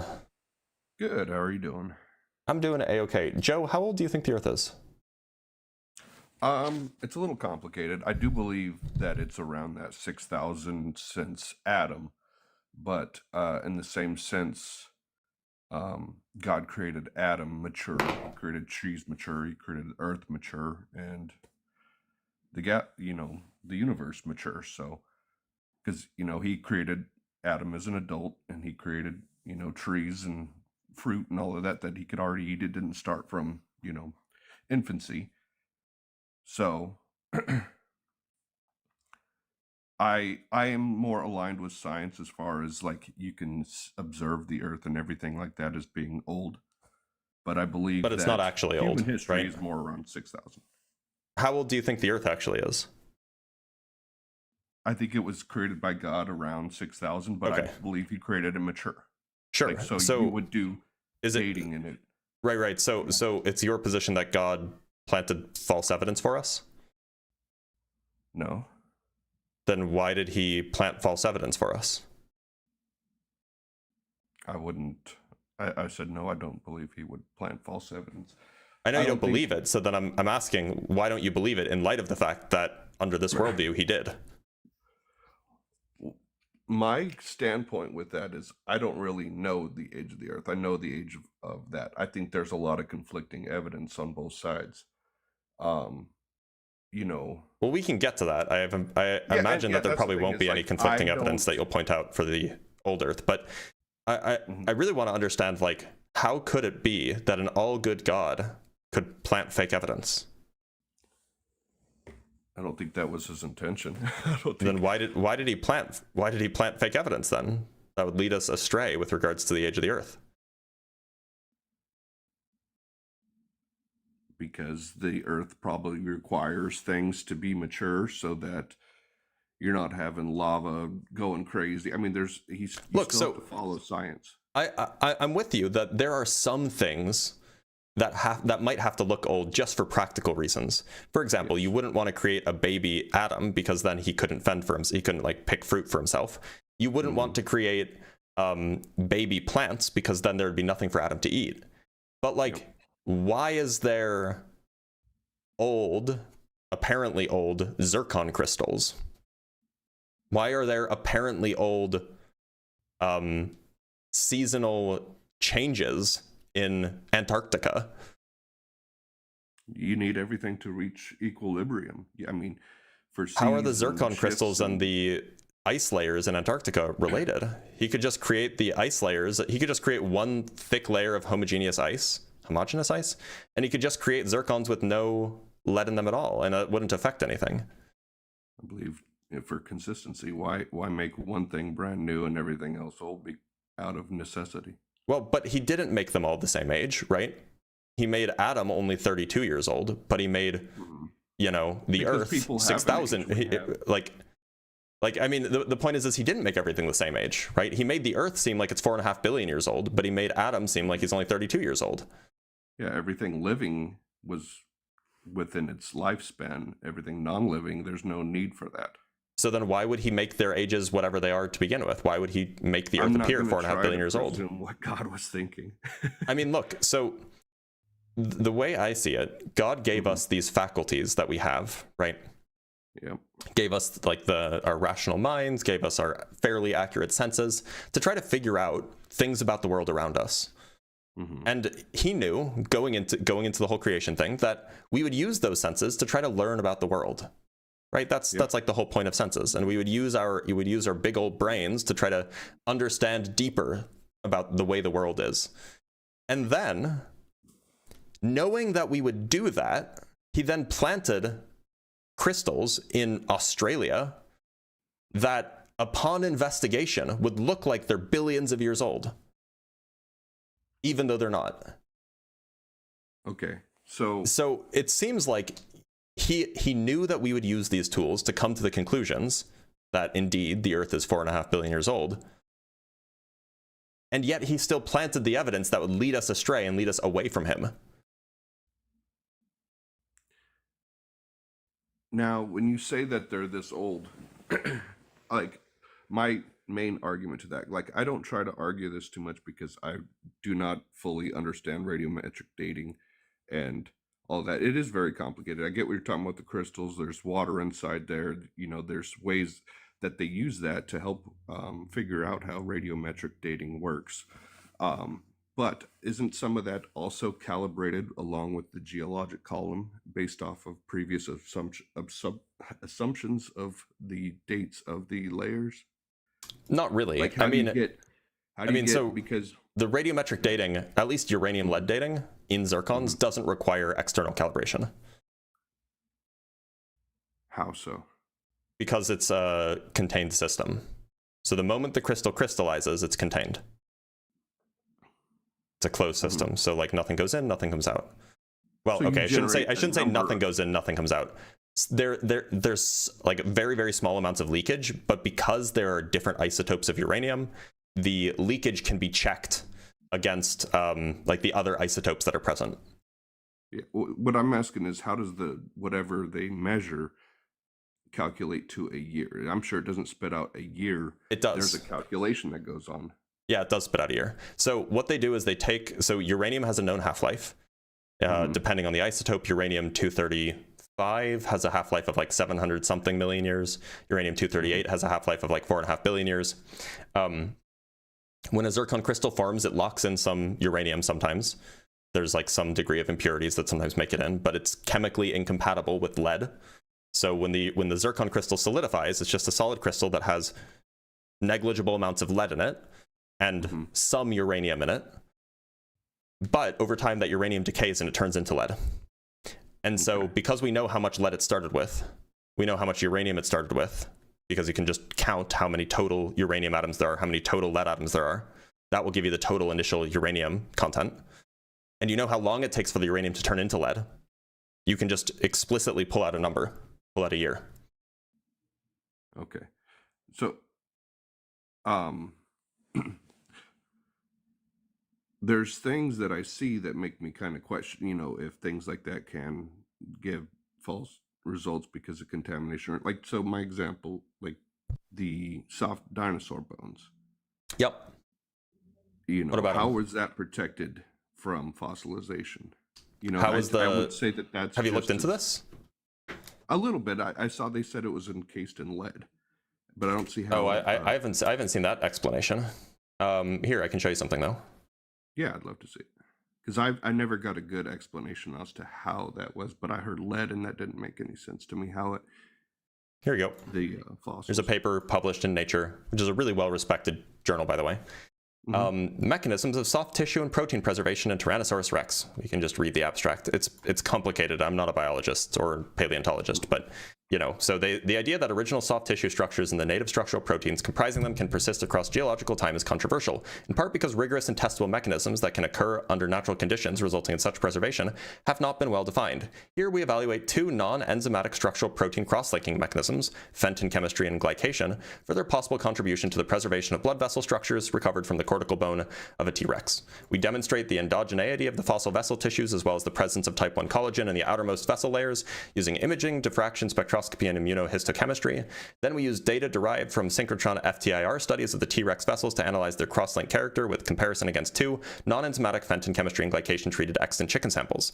We also provide supporting X-ray microbe analyses of the chemical state of these fossil tissues to support our conclusion that so here's the relevant part, non-enzymatic cross-linking pathways likely contributed to stabilizing and thus preserving these T-Rex vessels.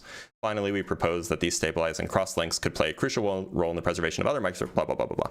So so they propose two mechanisms, and then they show that those two mechanisms can contribute to this kind of preservation of soft tissue. Okay. So, I mean, they kind of...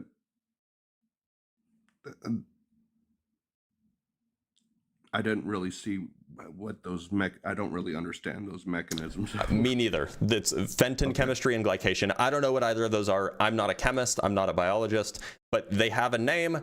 It's apparently a kind of chemical process, and apparently they check that those chemical processes can at least contribute to the preservation and stabilization. Okay. So like this is like it's at least not they have no idea how this happened. Like here's two possible mechanisms that at least have some support for them. Yeah. Yeah, so all of these are kind of, you know, there may be I don't like questioning too much. I do believe scientists are, you know, good at heart and best intentions and are looking for truth. And evolution is an amazing theory. It's the best thing we have other than just the cop-out of God did it. I understand that. Understand my explanation is I have, you know, God's magic. He could do whatever, you know, I understand that. My main issue, you know, it's not evolution or anything like that. We do observe evolution, you know, maybe to not the same extent, but most of the observed evolution I have no issue with. But my main... the main thing I have trouble understanding is abiogenesis. I don't think that's possible. I just think life is too complex to happen by accident. It just seems way too impossible. I'm very confused now. You can't agree that evolution is an explanation for all of this stuff and also think that the Earth is thousands of years old. Those two things are in conflict. Evolution is the answer for all this stuff. I'm saying that evolution does happen. but we did not. I believe we were created by God. I don't believe we evolved from other things, but because I don't know how old the Earth is exactly based off of all of that, but I don't think we haven't. But I do believe we do observe things evolving. Okay, so then why don't you think that like humans are the result of the evolutionary process? Because I believe we started from Adam. But we have like fossil records that say otherwise. I believe they're pretty incomplete. So you do have fossil They're not really records. that. Like we have like, actually, I don't know the exact number. My guess is more than thousands of fossil records of different human species. And if it takes millions and millions of years to transition from one species to another, I believe we would have way more fossils than that. Why? Fossilization is not a particularly common process. It is for smaller animals. Large ones, it's not, because it takes rapid burial to fossilize. But in smaller fish, things like that... Right, but we're talking about humans. Mm-hmm. So if we're talking about humans, humans are not small animals. Why would we expect... Why would we expect more fossils than we have? Because humans aren't that hard to bury. It doesn't... It's not just a matter of like being buried. You need specific fossilization conditions. And by the way, like there are thousands of individual hominin fossils. Hominin? Yeah, that's the genus that humans are in. Okay. Or sorry, that's the... What's one step above genus? It is it's called a tribe, which includes Australopithecus, Hominina, which includes Homo sapiens. Apparently Wikipedia calls it a tribe. Don't ask me about cladistics. But this is to say, we have like so many human-like fossils. And we have like basically the whole evolutionary history of human evolution accessible. Like there's so many. I don't know. Like at what point do these fossils, at what point do you think that they don't correspond to humans and they instead correspond to, something else? I guess when the chromosomes change. So you would think that what the chromosome change was what? Was that an Australopithecus? Let's find out. The chromosome change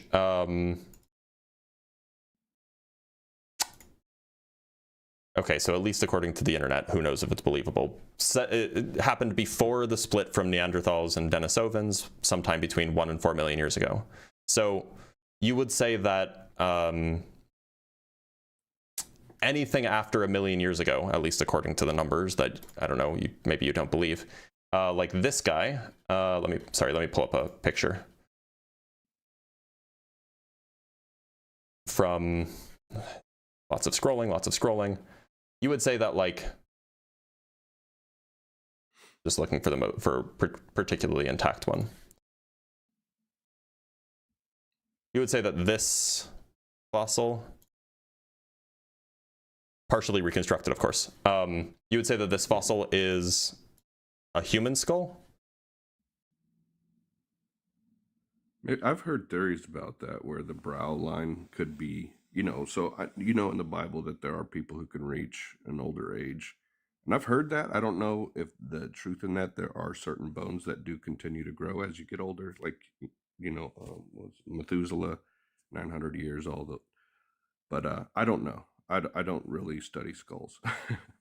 I wouldn't know if that was human, monkey. Okay, so let me pull up a reconstruction of what this organism would have looked like.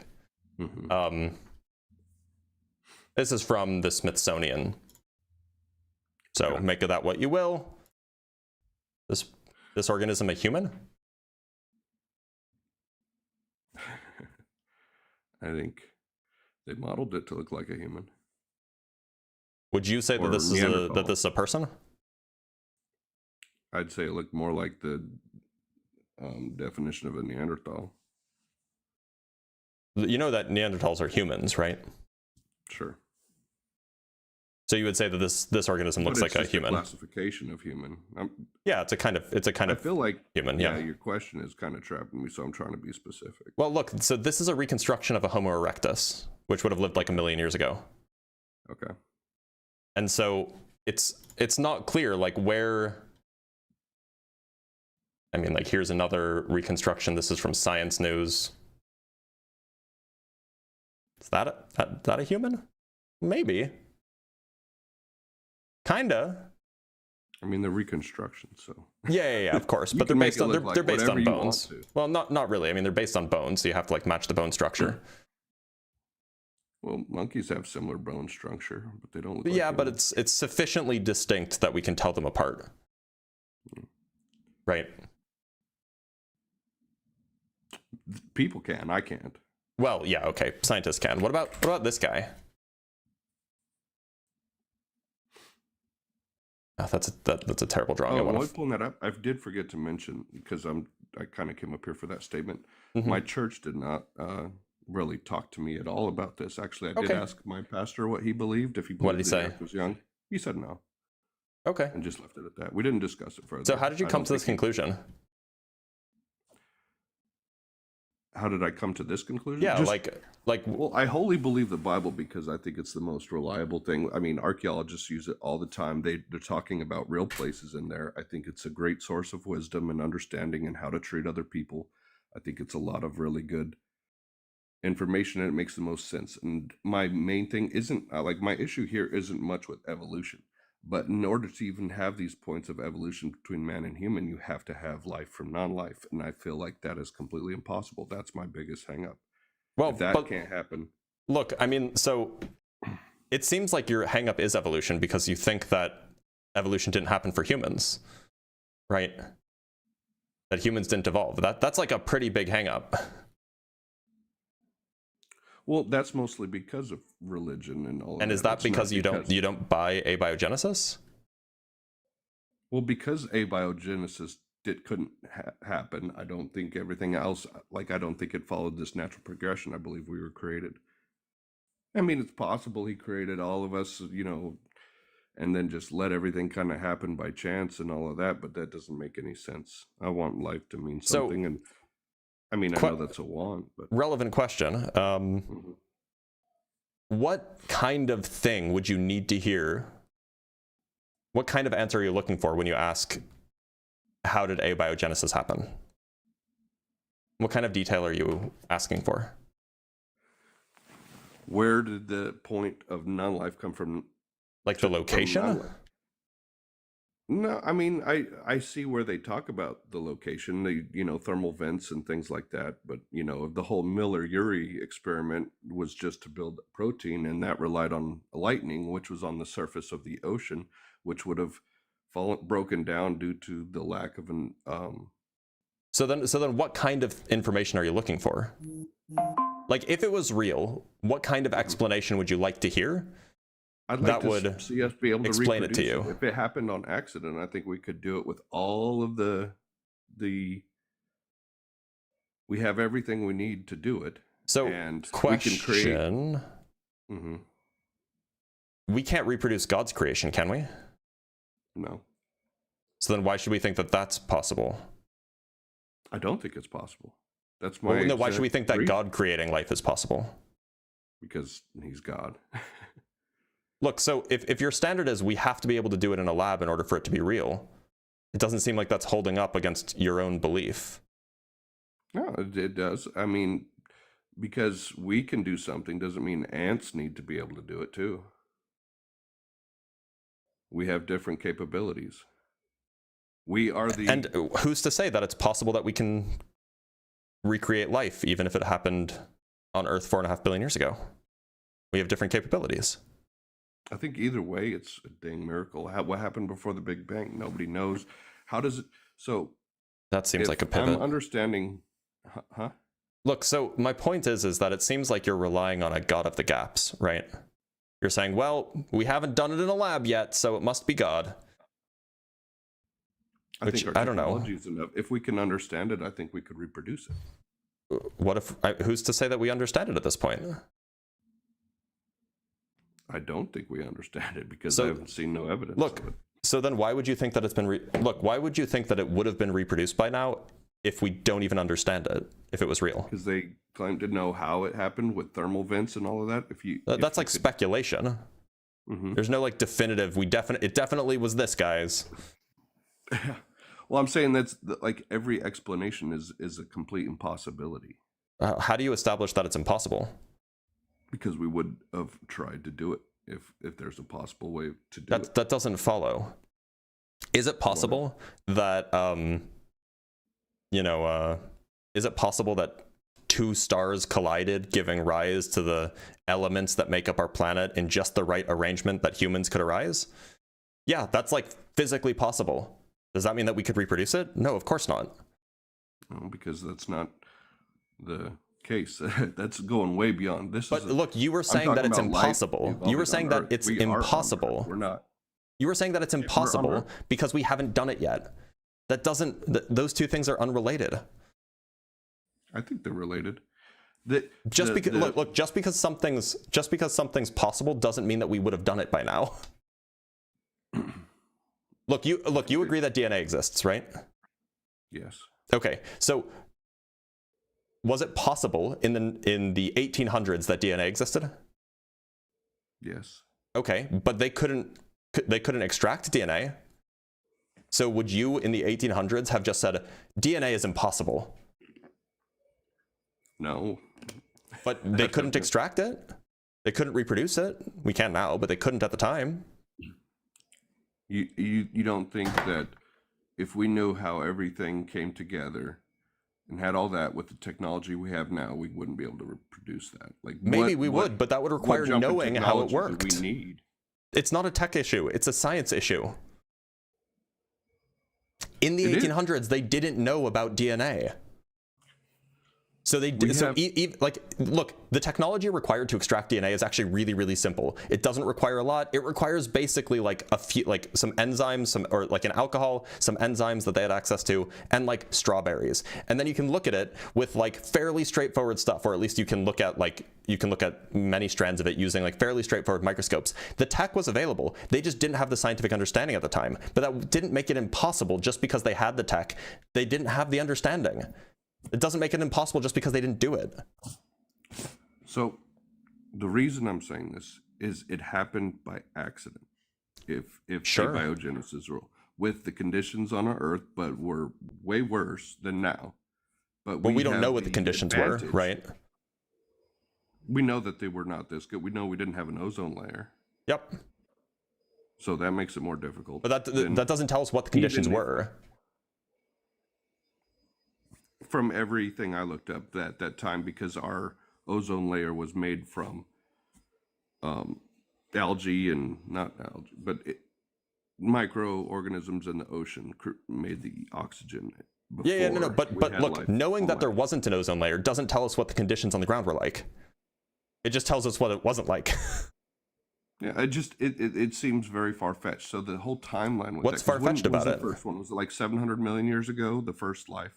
It was like over 3 billion years ago. No, the Earth is like 3.5 billion. The Earth is 4.5 billion. Way after that. The Earth is 4.5 billion years old. Did it change? It hasn't changed since like the 50s. And I don't think you're that old.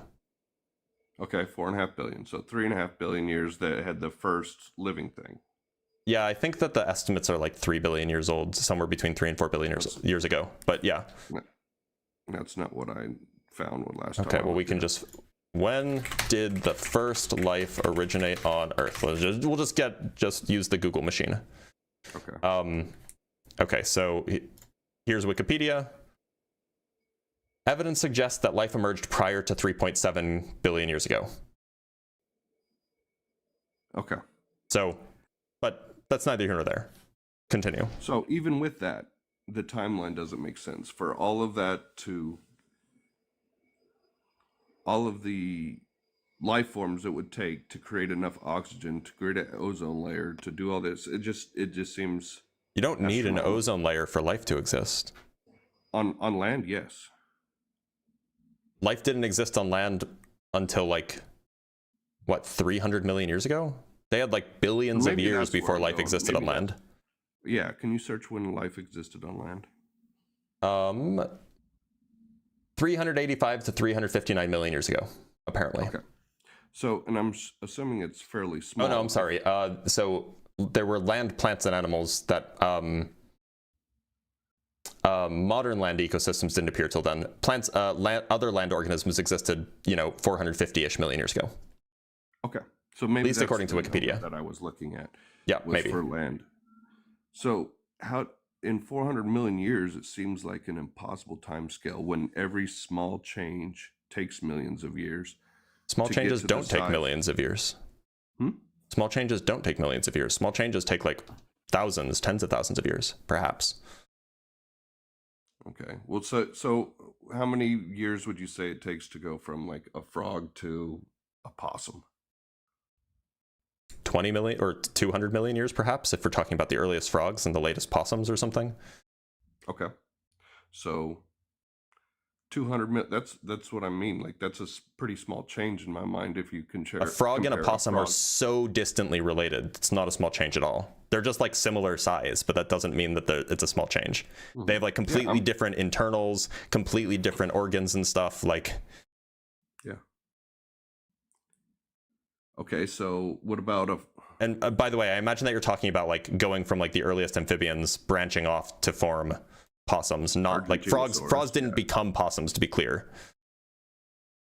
Okay, so what's the shortest timeline that you can imagine from like a very small lizard to an Argentinosaurus?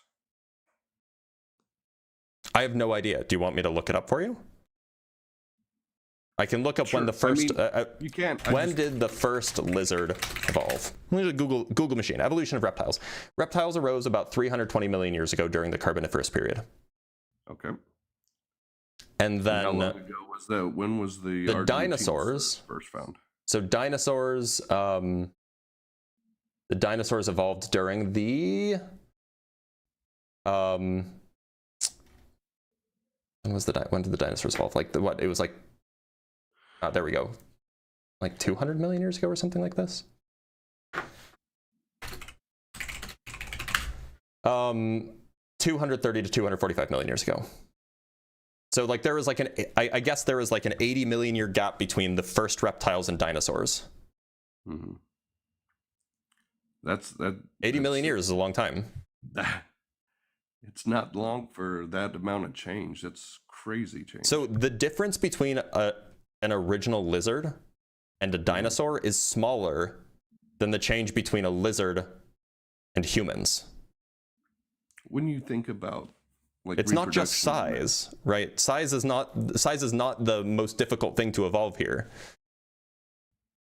I would say so. Well, then you're wrong, right? Getting very large, like look, you're just wrong. I mean, like if you go look at humans from like 50,000 years ago, we were like 50% smaller. And that's just malnutrition. That can change within generations. No, it's not. It's not just. I mean, you can go look at like ancient human fossils from like 500,000 years ago before they were even humans, or a million years ago before they were even humans. They were like half our size, and that wasn't just malnutrition. That's just like the shape of the organism. So like size is not something that takes a long time to evolve. There's more changes than just the size from a lizard to an Argentinosaurus. But that's the relevant change. Or I mean, like obviously there are other changes too. But like the difference between a human and a lizard is far, far bigger than the difference between a lizard and a bigger lizard. But that still had to happen. I mean, all of those things had to have happened. Yeah. And there were 80 million years between the first reptiles and the first dinosaurs. All on land, though. Yeah. So all within that same 300 and some odd million years. Yeah, 80 million years. It was 80 million years between had to have giraffes, humans, amphibians, birds, all of that. Like all of those things. In 450 million years. Yeah, 450 million years is plenty of time for changes to happen.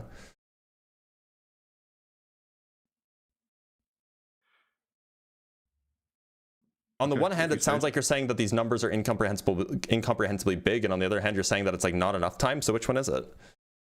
I don't say they're incomprehensibly big. They are big. They're very big numbers. So then why? So then why don't you think it's enough time? My understanding is because within our lifetime in written history, we don't see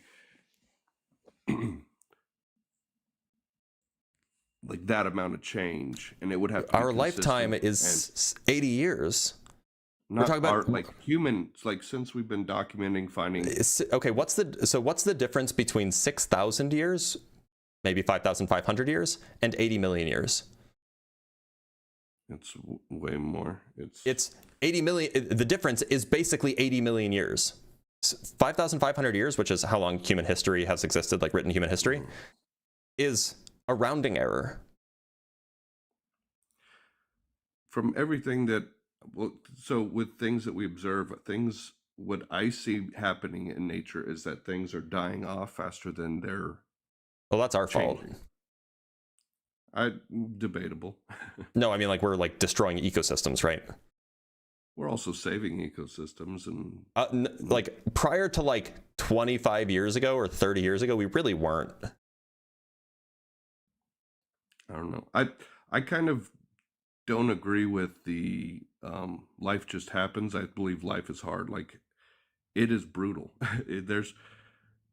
You can have diseases, things like that. I think the likelihood of things being wiped out is a lot more than us evolving and becoming as complex. I think the amount of things like what got rid of all the dinosaurs, you know. You mean the meteor impact?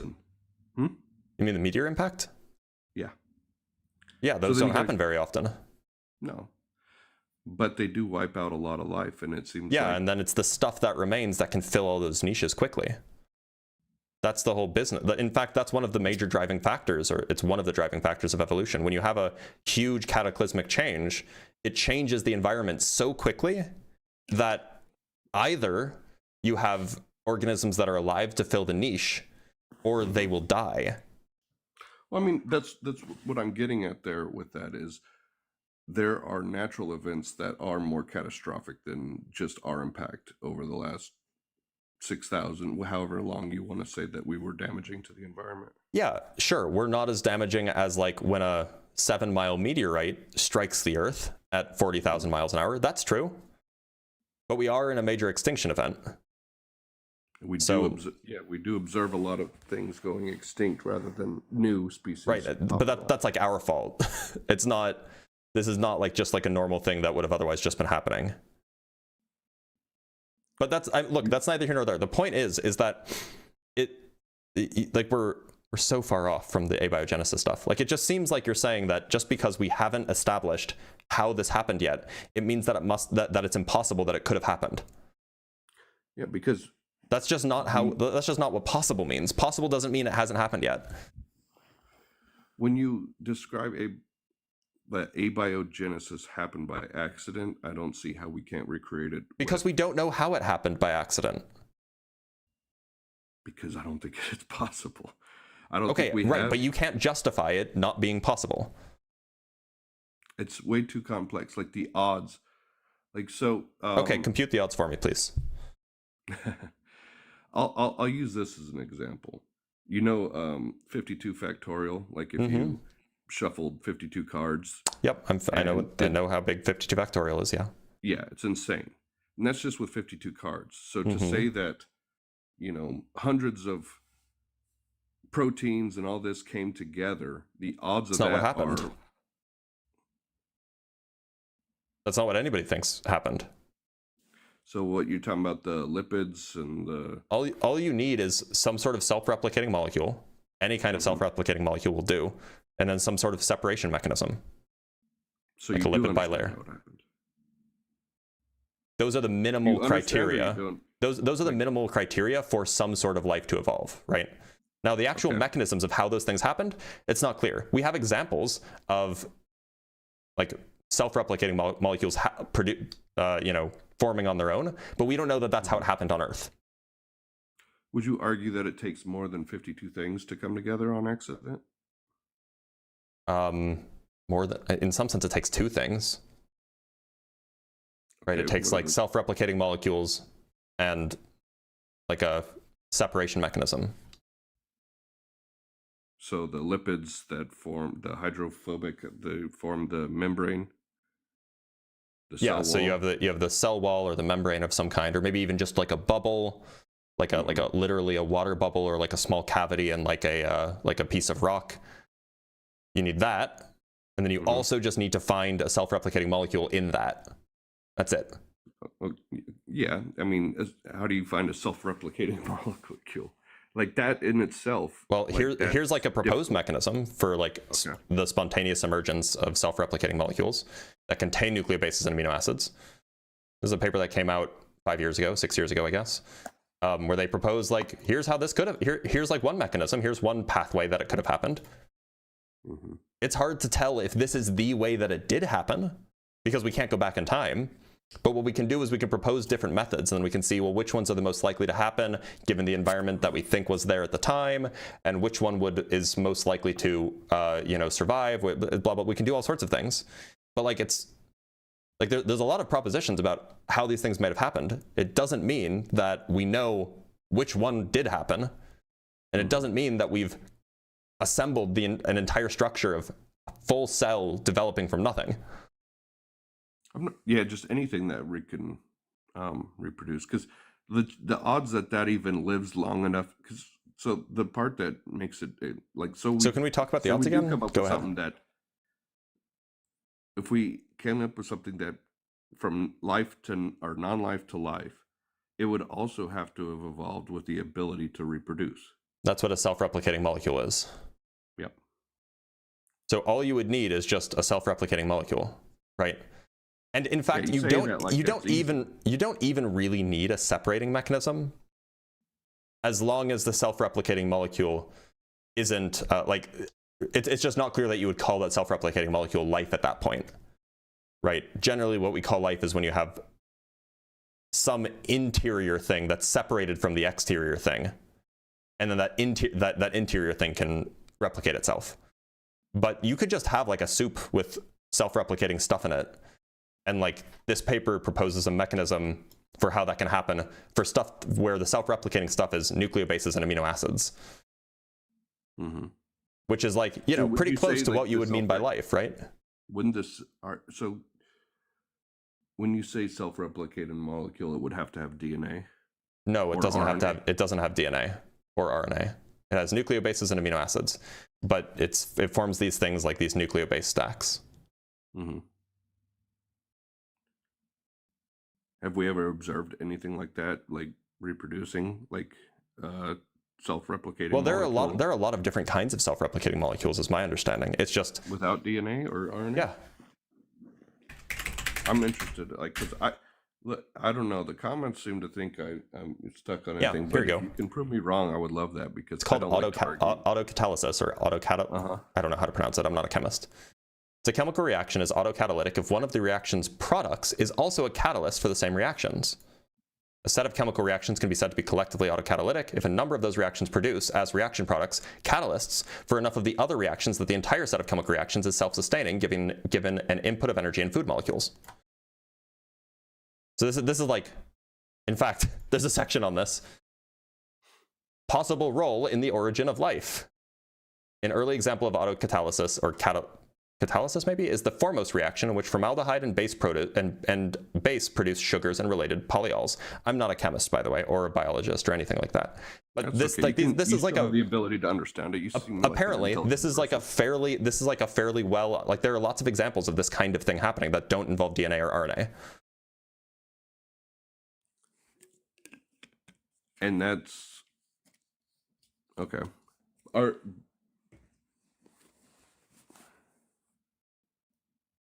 And so that's like, so it has that, but I meant like, are there example of those being in a like cell wall? In nature. You definitely didn't mean that, because that's definitely not what you said. I might have forgot. I don't know. I imagine probably not.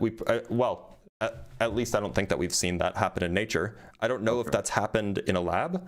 But the point is self-reproducing chemical reactions are things that are understood, at least apparently by chemists.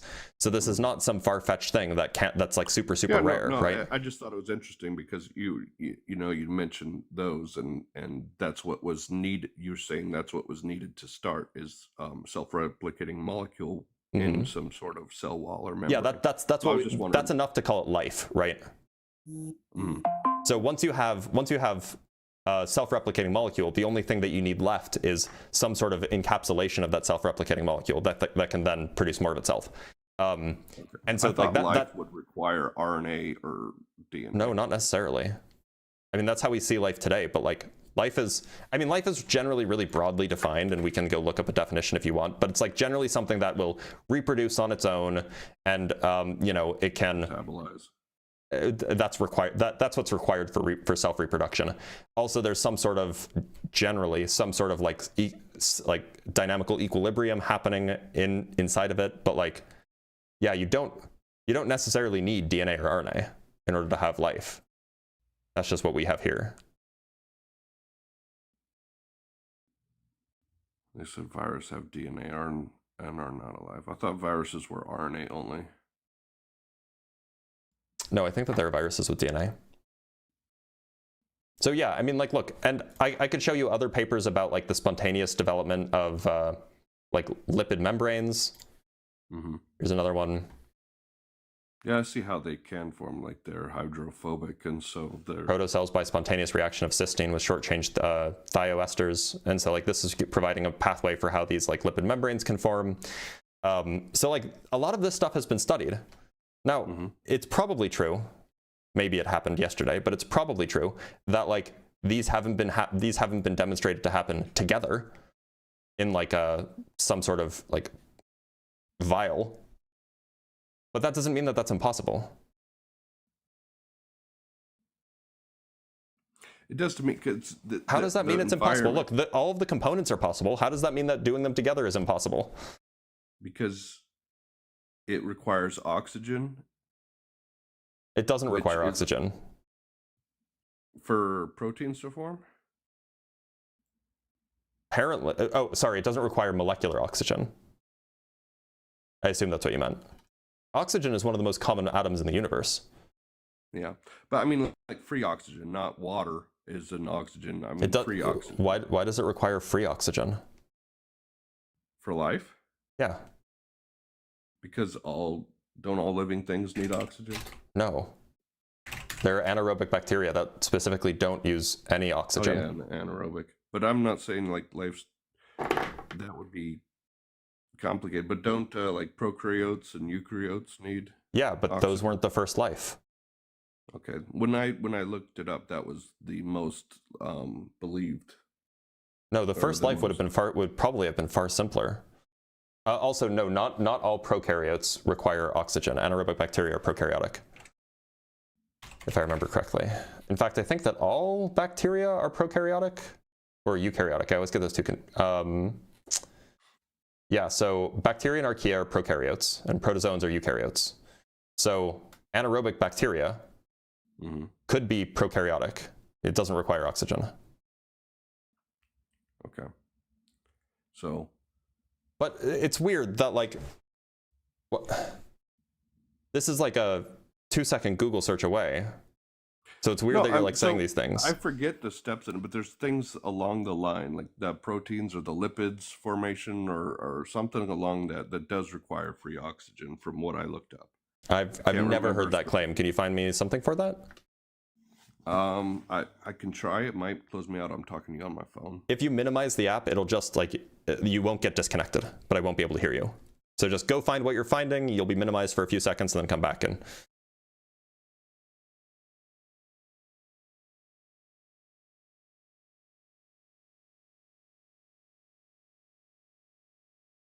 Anyway.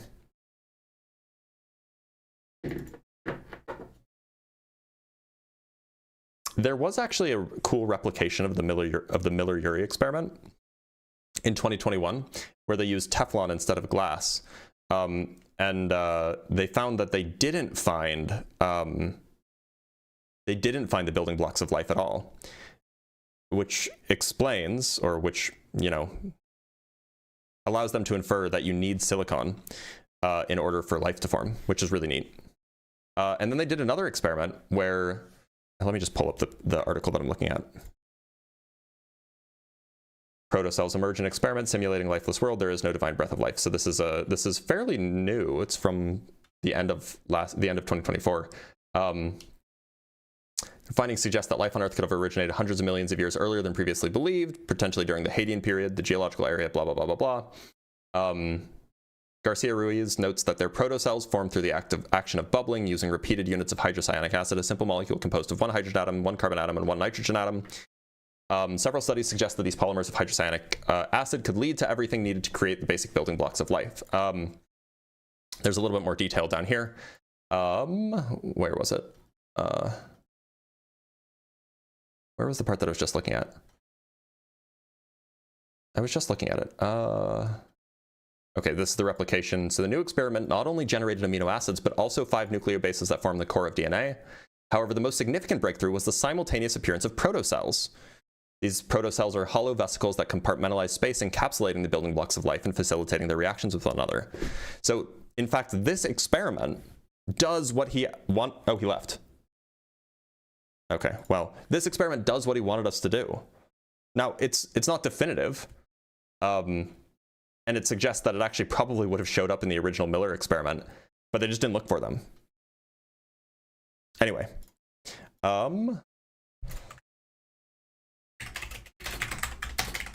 let us read some super chats, and then we'll move on to our next guest. Timeouts aren't really a thing, so we probably didn't time out. From Grimmy with the $10, I'll trust a scientific theory over a faith-based belief that can't even measure up to the standards of theory any day. That's a good point.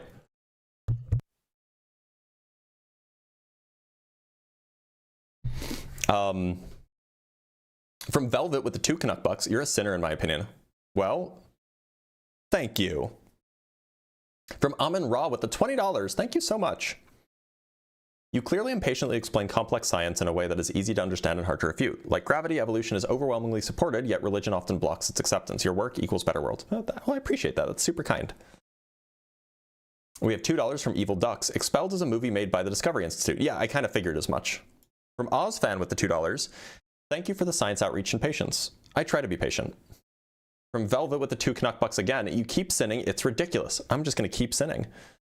From Pat in the chat with the $5. Since Eve was made from Adam's rib, that would make her the first trans woman, right? How progressive. Indeed, the first trans woman. From Dr. Fudge with the $10, the world needs to be the way that it seems to be in order for it to be the way that it is right now, is basically what he's saying. But why does the world need to be the way that it is right now? Yeah, look, the world was very different 4 billion years ago. And so just the stuff that would have survived 4 billion years ago is different from what it is today. That's all. From Tim Davidson with the $5, you can lead a horticulture, but you can't make her think. That's rude. From Docs and Greenlight with the $5. So if God is an admitted deceiver, does that mean any beings adversarial to him should be reconsidered as trustworthy? Help me logic this out. That's a good point. I mean, did the devil lie in the Garden of Eden? No. And by the devil, I mean the snake. From Christopher Sanford with the 5 London dollary dues, also known as pounds. The first life could have been wiped out by diseases. You mean diseases caused germs, which themselves have to be alive? Yeah, right? From Pat in the chat again with the $5. Hey caller, repeat after me, preferably looking into a mirror. My inability to understand complex things is not an argument. Yeah, it was weird that he kept saying it was impossible. From Gretchen with the $5. No sarcasm this time. This caller needs some Professor Dave Explains in his life like stat. Professor Dave Explains does a pretty good job explaining biology as far as I know. So it actually might be a good recommendation here. And from Garba Gaiman with the 5 Canuck bucks. To early life, molecular oxygen was a waste product. That's what made our atmosphere oxygen. The life that didn't evolve to an oxygen environment died. Also, my understanding is that oxygen was basically toxic. Anyway, let's move on to our next guest. Let's make sure that there's not any guests in the waiting area. There are. I wish I knew the order that they came in at. But I don't, so I'm just going to pick some randomly.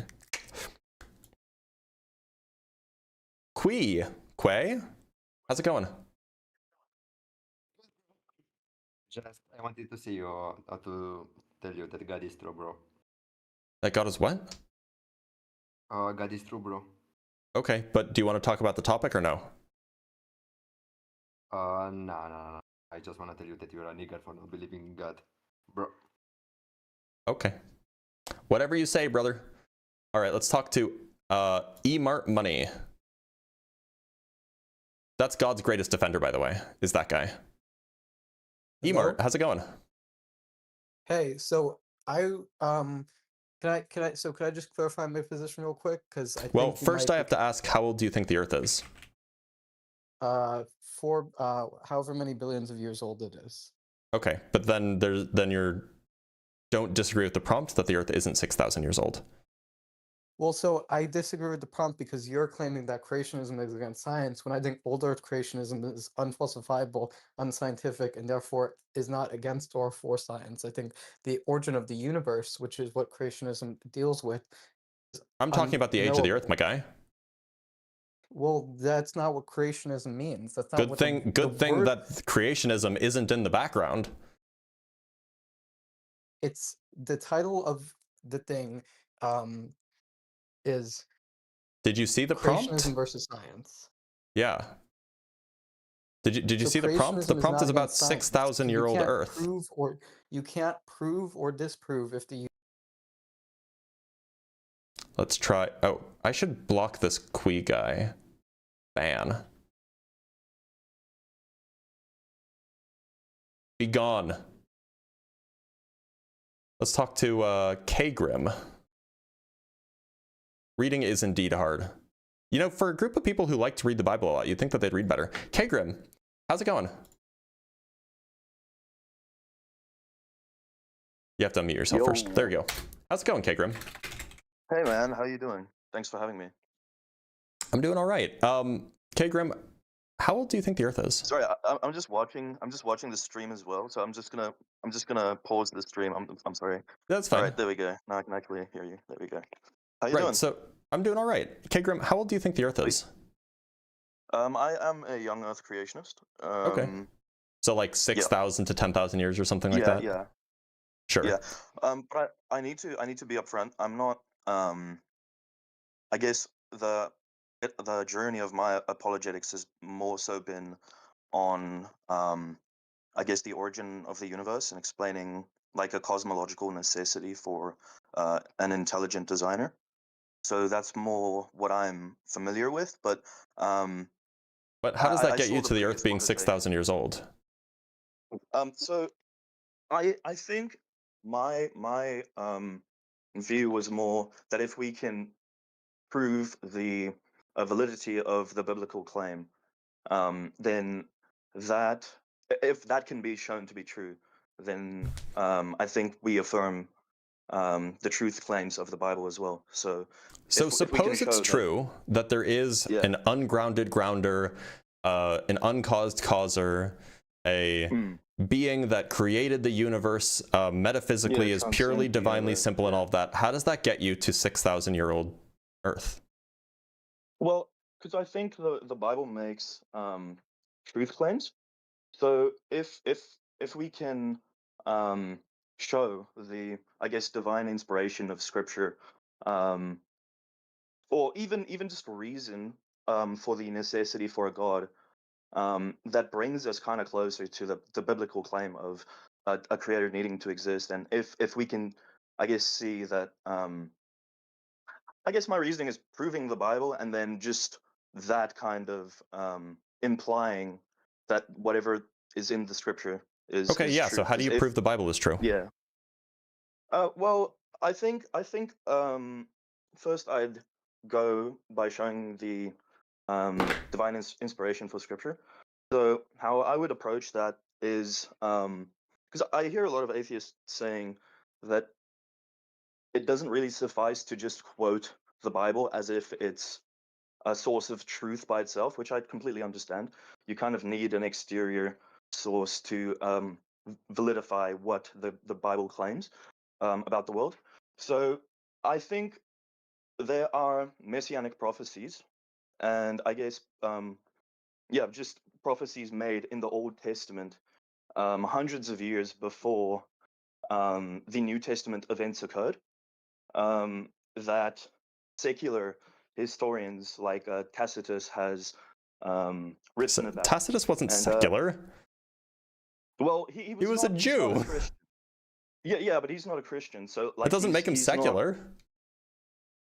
I guess I just meant outside of the Christian worldview.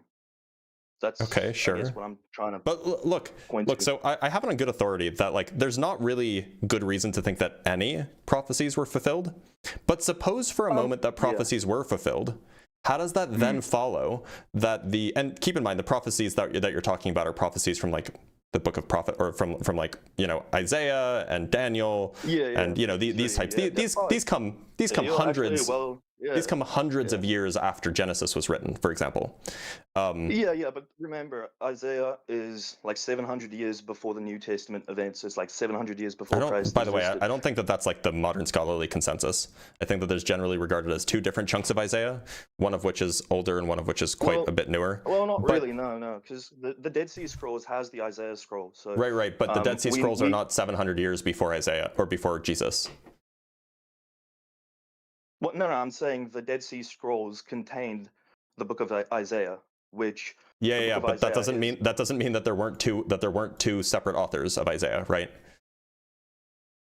Like there's a reason why there's a part that's called Second Isaiah or Deutero Isaiah, right? I haven't really heard about that. I just know that. How have you not heard about that? Has multiple chapters, but.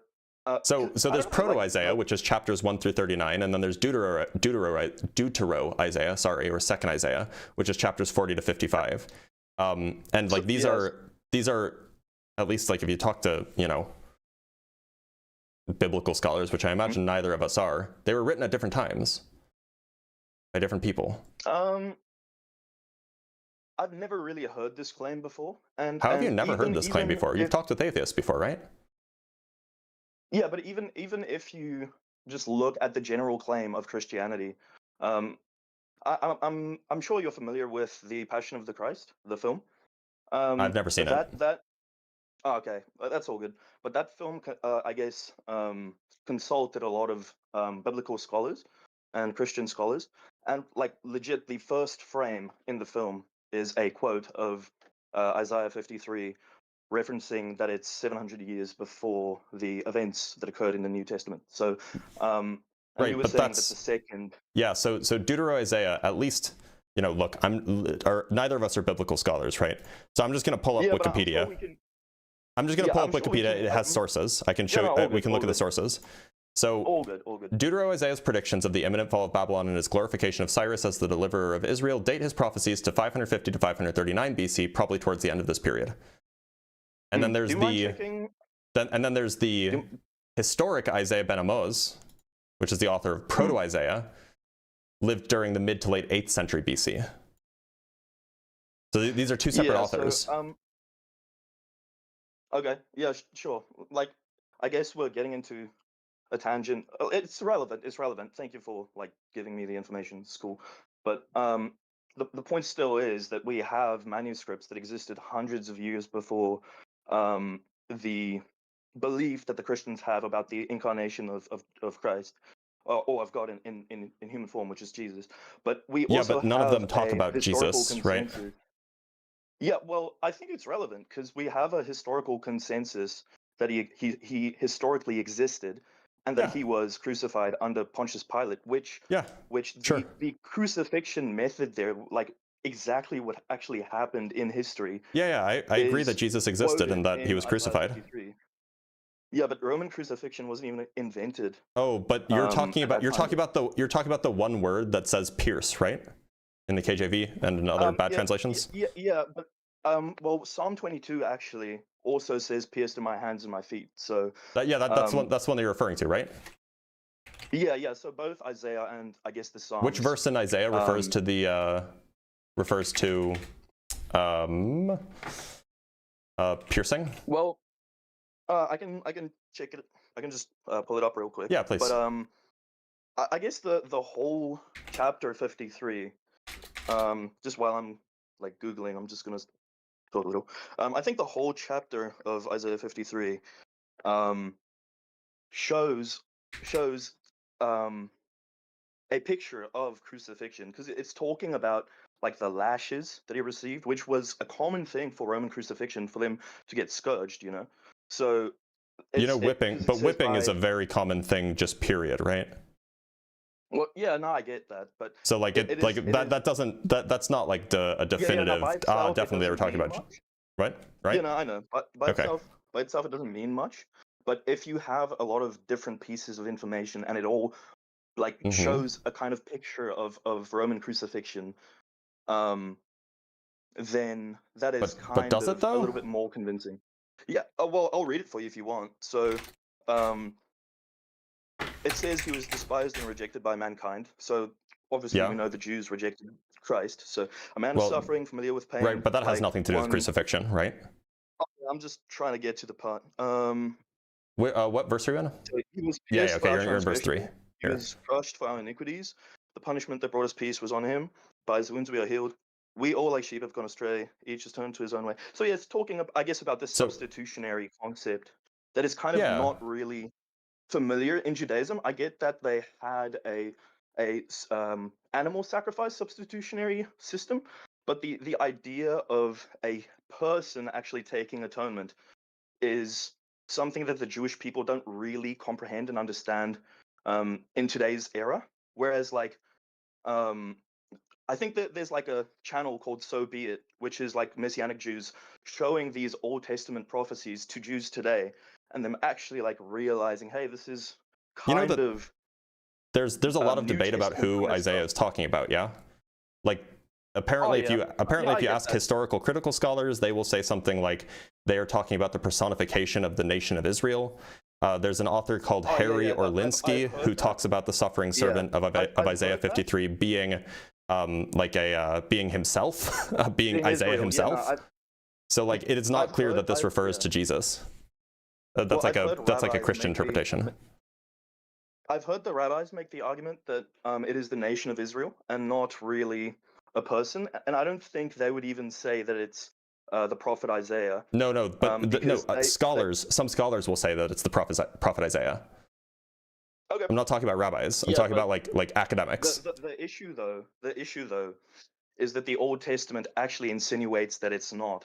So that it's not Isaiah himself? No, yeah, exactly. Because how does it insinuate that? Because if you go to Malachi is not Isaiah. No, I know, but it's still Old Testament, right? How would that speak on what Isaiah was saying? Now. Well, I'm trying to make the argument that the messianic prophecies show the validity of the Christian claim. But you brought up Isaiah 53, and the question is, who is Isaiah 53 about? Is it about some future Messiah? Is it about the nation of Israel? Is it about Isaiah himself? Is it about a personified Israel? This is in question, and it is not widely agreed upon. Yeah, but I guess I'm trying to reference other books to clarify, because the Jews had these scriptures as divine. They believed that it was all divine scripture, at least the Old Testament books that we have in the canon today. So I think to support this claim of it not being Isaiah, I would need to refer to external other sources outside. External sources can't tell you what Isaiah was writing about. Well, the Old Testament kind of cross-references each other, right? The Old Testament is not univocal. It's not written by a single author. It's not. It has conflicting stories. Well, do you mind? Like, just do you mind? Just give me like a minute, and I'll. If you're going to bring up some other book to talk about what Isaiah was talking about, it's just not going to be particularly instructive, because some other book is not going to know about what Isaiah was saying. Well, not really, because like Psalms talks about this same event of they pierced my hands and my feet. Wait, no, this is a different event, right? This is a different thing. Psalms was about David. David wrote the Psalms. But he was talking. The Psalms are not always about David. Wait a minute. To be clear, in this case, I'm pretty sure it was. No, well, not really, because if you look at Psalm 22, it's actually God speaking in that chapter and saying about himself, they pierced my hands and my feet, and then it continues Hold on, and saying, let's just double check they here. will mourn for him as they mourn for an only son. So that's I'm sorry, wait, hold on. this. So, okay, again, not a biblical scholar. Wikipedia is my friend. Here's the Wikipedia article in Psalm 22. History and context. In the most general sense, Psalm 22 is about a person who is crying out to God to save him from the taunts and torments of his enemies. And in the last 10 verses, thanking God for saving him. So, like, how is that how is God the one talking if he's the one crying out to God? Well, I get that you like Wikipedia now, but I think what do you mean now? Look, neither of us are experts. I'm just relying on like nice summaries that you can find online. If you think that this is a bad interpretation, fine, present your counter argument, I guess. All right. Okay, thank you. So, let me just see. I'm just trying to find the verse, if you don't mind. Sure.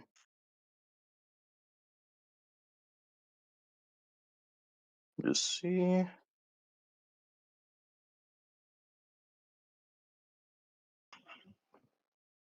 You know what? I'm just gonna actually Google the verse. Just do this. Yeah, there we go. Which verse are you looking for? 22, 22, 7 through 8? I believe. No, 22:16, I think, onwards to, I'll just do onwards to 20 to see. Yeah, so, yeah, my strength is dried up, for dogs have encompassed me, a company of evildoers have enclosed me, like a lion they are at my hands and my feet. That verse, you mean verse 17? That's the one that people like to point to. Oh, no. Apologies. So I was thinking about the crucifixion event, but it's actually Zechariah 12:10. Yeah, so if you don't mind, sorry. And it says, and I will pour upon the house of David and upon the inhabitants of Jerusalem the spirit of grace and supplication. So that is God talking in context right there. And then he continues on saying, they shall look upon me who they have pierced. And then it says they shall mourn. Hold on 1 second, pulling up the text. What's the verse? One only son. That is Zechariah 12:10. 12:10. So, yeah, I guess this kind of shows the Trinitarian perspective of Jesus being God, but the Father not being the Son. I guess you'll understand the Trinitarian view. Yeah, sure. Yeah, so it's kind of alluding to that, and you also have a similar thing happening in Genesis where God is literally on earth, going to the trees of Mamre to Abraham, and the verse continues saying, like God is going to Sodom and Gomorrah in person there, like he ate with Abraham, and then it says the Lord reigned from Sodom and Gomorrah, from the Lord in heaven. So that's kind of showing that God is physically Wait, but that's on not earth, incarnate. That's not in Zechariah, right? No, but no, it's just the same kind of topic, I guess. So, but yeah, you can read Zechariah 12:10 and tell me if I'm wrong. Yeah, so I'm just going to read it for everybody so we can hear. It says, and I will pour upon the house of David and upon the inhabitants of Jerusalem the spirit of grace and of supplication, and they shall look unto me because they have thrust him through. And they shall mourn for him as one mourneth for his only son, and shall be in bitterness for him, as that is in bitterness for his firstborn. So, do we agree that that's the text? Version will be, I think the King James version. Why would I use the King James version instead of a version that's directly translated from Hebrew? The King James version uses the majority text. That's why it's the textus receptus. It's literally the 99%. Okay, I'm using a direct translation of the Hebrew. All right, fair enough. But I guess the KJV is also a direct translation of the Hebrew.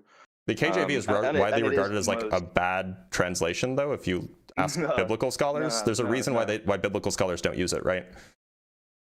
I think it's because people have a problem with the, I guess, archaic language, but it is a direct, like, word for word translation instead of a thought for thought translation, and that's kind of important to actually preserve what the text is kind of saying directly instead of just, I guess, paraphrasing.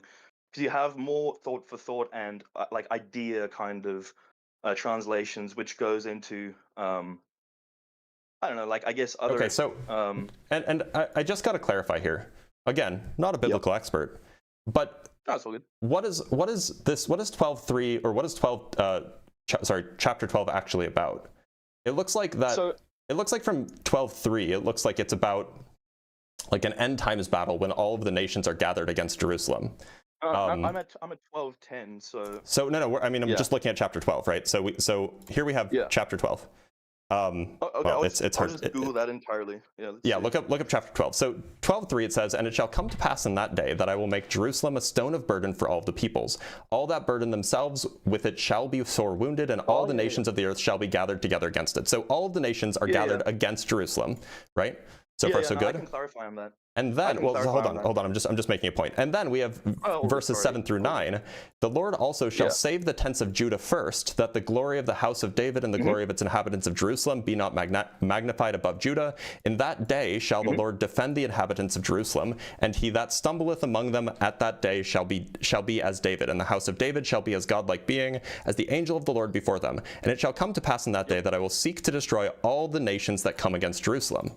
So this is saying there was an end times when all of the nations were coming against Jerusalem, and then God will grant Judah and Jerusalem in particular, or Judah and Jerusalem victory, and then after that happens, we have verse 10. They will look.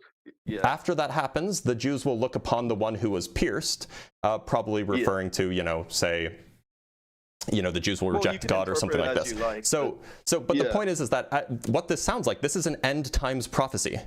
It is. Did the world end when Jesus was alive? No. So what? So then it can't be about Jesus. No, it is, because you're missing the part of Revelation and you're missing the part of Daniel. Clearly Zechariah 12 is an end time prophecy, right? Yeah, it is an end times prophecy. But okay, did the times end with Jesus? End times prophecy. No, of okay, course not. so to be clear, the end times take place, the final war, the final battle, Jerusalem against the rest of the nations, that's supposed to happen before the piercing happens. No. It literally is. So Zechariah 12:3 talks about the war, and then there's victory for Judah, which is 7 through 9, and then the piercing happens. So where was the victory for Judah? Yeah, go ahead. Where was the victory for Judah before Jesus was pierced? I'll give you context, and you can fact check me as I go, but just hear me out. So in Revelation, that is talking, and you can even search this. What it's talking about is that in the end times, the Antichrist is going to take over the world or whatever, and he's going to send armies against Jerusalem.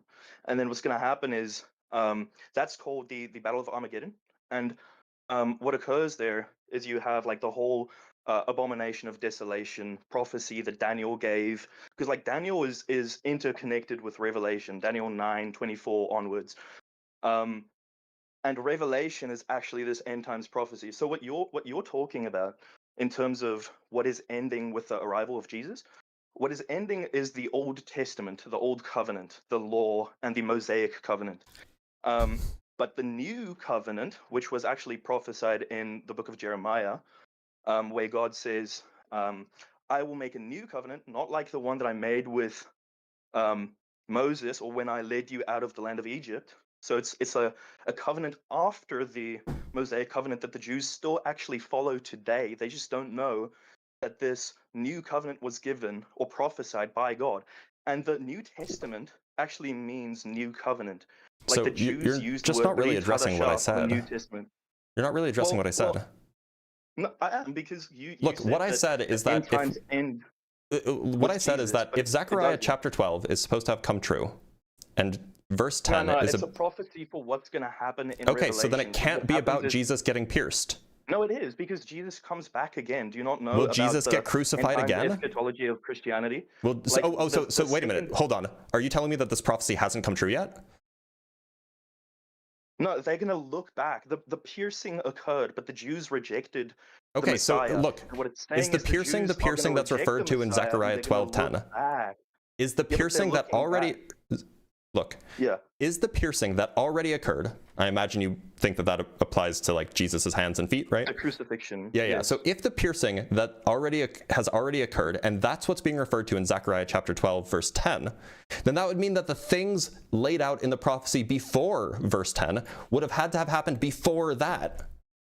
Right? No, not necessarily, because it says like this is a sequential prophecy. This is telling the order in which things happen. No, well, we can say that, but let's go. What do you mean no? It talks about it shall come to pass in that day. In that day, in that day, and then. Yep, I know. It's like, sequential, but it's sequential because if it's sequential, then the prophecy failed. And then the Jews look back. It's not saying the. If it's sequential, then the prophecy failed. No, the crucifixion is not part of the sequence. You're not getting it. So Zechariah 12:10 is not about the crucifixion? Dude, you're reinterpreting it completely wrong. Is Zechariah 12:10 about the crucifixion or not?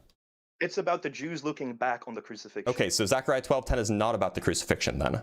It's about the crucifixion, but the Jews looking back on the event and realizing they were wrong about the Messiah based on the fact that the Messiah that they're waiting for, which is going to be the Antichrist, they're going to realize this guy is wrong and Jesus actually was the Messiah. And the reason is... Okay, so this prophecy hasn't happened yet then, because that hasn't happened.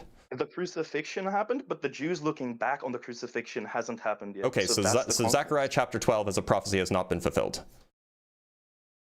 The looking back hasn't been fulfilled, but the crucifixion. Well, the whole thing, right?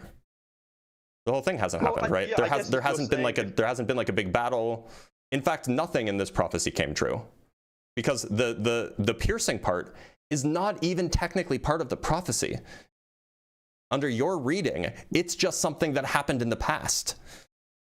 Yeah, but it's still relevant information to tell us about who this is that's getting crucified. So I don't think the tangent. It doesn't say anything about who's going to be crucified. Of course it does. It says they will look on me. In the context of that passage, it's God. Because they have thrust him through. Who's him? Him is the one that's been thrust through, not me. No. Wait, let me read it. They shall look unto me because they have thrust him through. No, do you mind going to the King James? Because that's actually no. I'm not going to use the King. We can use the NSRV if you want. Sure. Okay, we can go. Okay. We can go use that if you want. I'm not really familiar with that translation. I'm just trying to go with, I guess, the most recognized translation on the planet, which is undeniably the King James. And I know that it came from the majority text or the Textus Receptus from the manuscripts that they actually had. So the NSRV is what, or the NRSV is the one that like scholars typically recommend. So I'm going to use that one. All right. Oh, that's all good. I'll just go to it anyway. Sorry if I'm kind of getting a bit. You're fine. You're fine. Okay, so here we have Jerusalem's victory. We can just like read the relevant text beforehand. So we have 12. This is verse. Wait, sorry. Do you mind telling me what the translation is? I'm going to read it for you. In what? Oh, it's the NRSV, New Revised Standard Version. That's a Catholic translation though. It's not. It's a scholarly translation. Yeah, it's literally saying New Revised Standard Version Catholic Edition. There is a Catholic edition. All right, let's see if there is an independent. You can just look up like the NRSV updated edition or something like that. You can look up the anglicized. I'm just using the updated version, updated edition. So look, I'm just going to read from 12:7 on. And the Lord will save the tents of Judah first, that the glory of the house of David and the glory of the inhabitants of Jerusalem may not be exalted over that of Judah. On that day, the Lord will shield the inhabitants of Jerusalem, so that the feeblest among them on that day shall be like David, and the house of David shall be like God, like the angel of the Lord at their head. And on that day I will seek to destroy all nations that come against Jerusalem. And I will pour out a spirit of compassion and supplication on the house of David and the inhabitants of Jerusalem, so that, when they look on the one whom they have pierced, they shall mourn for him as one mourns for an only child, and weep bitterly over him as one weeps over a firstborn. I'm going to try something interesting. I'm going to go into a interlinear translation, because like I'm not going to make an accusation, but I know you're like very well versed and educated, so I don't really know you, but it seems, because it's I think that there's a way to compare. It's not even debated that the KJV is the most reputable. It is English highly translation go find a biblical scholar who relies on the KJV and I will find you a flying pig. Are they using the minority text or the? The KJV is a modern translation. Sorry, not the KJV. The NRSV is a modern translation. Yeah. It's not. I don't know how modern it is, but it's a fairly modern translation that is using the relevant text to, or like the relevant original text that we have. Things like the Dead Sea Scrolls, things like the Septuagint, etc. Using these relevant texts to try to assemble the most accurate meaning of the text as written.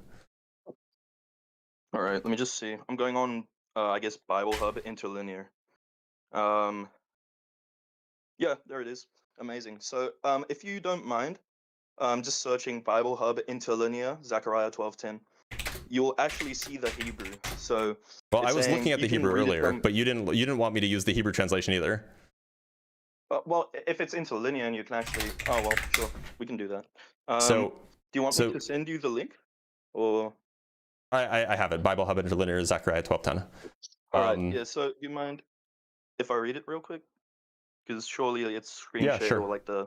Sure. I mean, to be clear, explicit translations or direct word for word translations are not always the best, but fine. Go ahead. Thank you.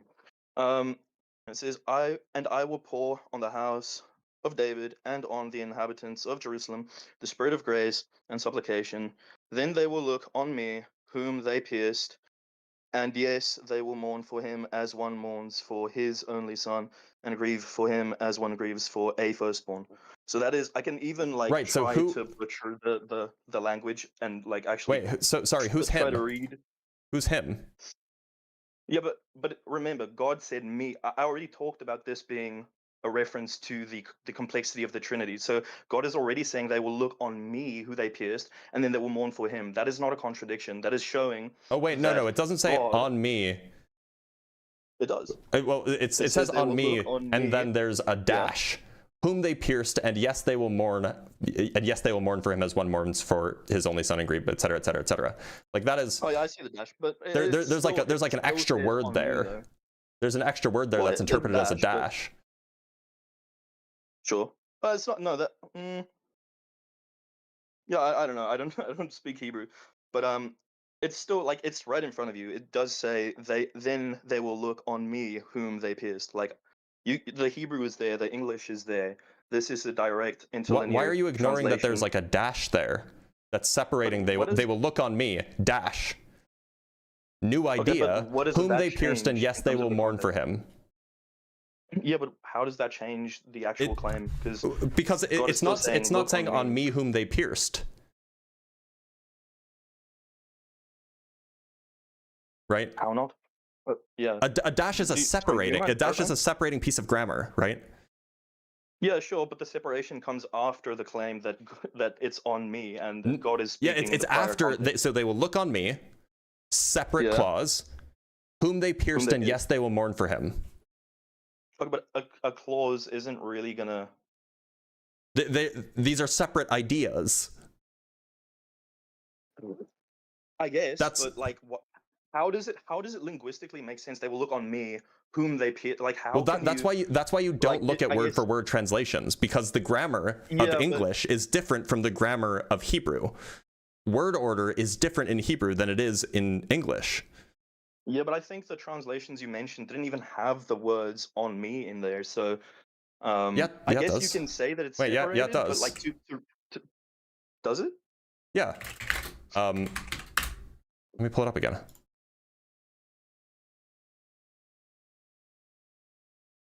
Oh no, so the NRSVU doesn't. NRSVUE does not. The Hebrew that I was looking at does. Okay, yeah, because I have the Greek here as well. I have the Masoretic text. I don't know if you know. Do you know what the Masoretic text is? Yeah, so it's the Jewish. Yeah, so the Masoretic text is like Jewish, the closest thing that we have to the Dead Sea Scrolls. So it's probably the most accurate representation of what we have. And so the translation that I have of the Masoretic text is, "And they shall look unto me because they have thrust him through." Yeah, but I don't know that much about the Masoretic text. Let me just, if you don't mind, Google real quick.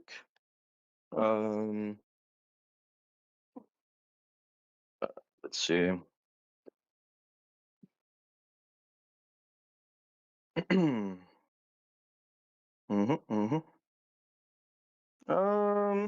Interesting.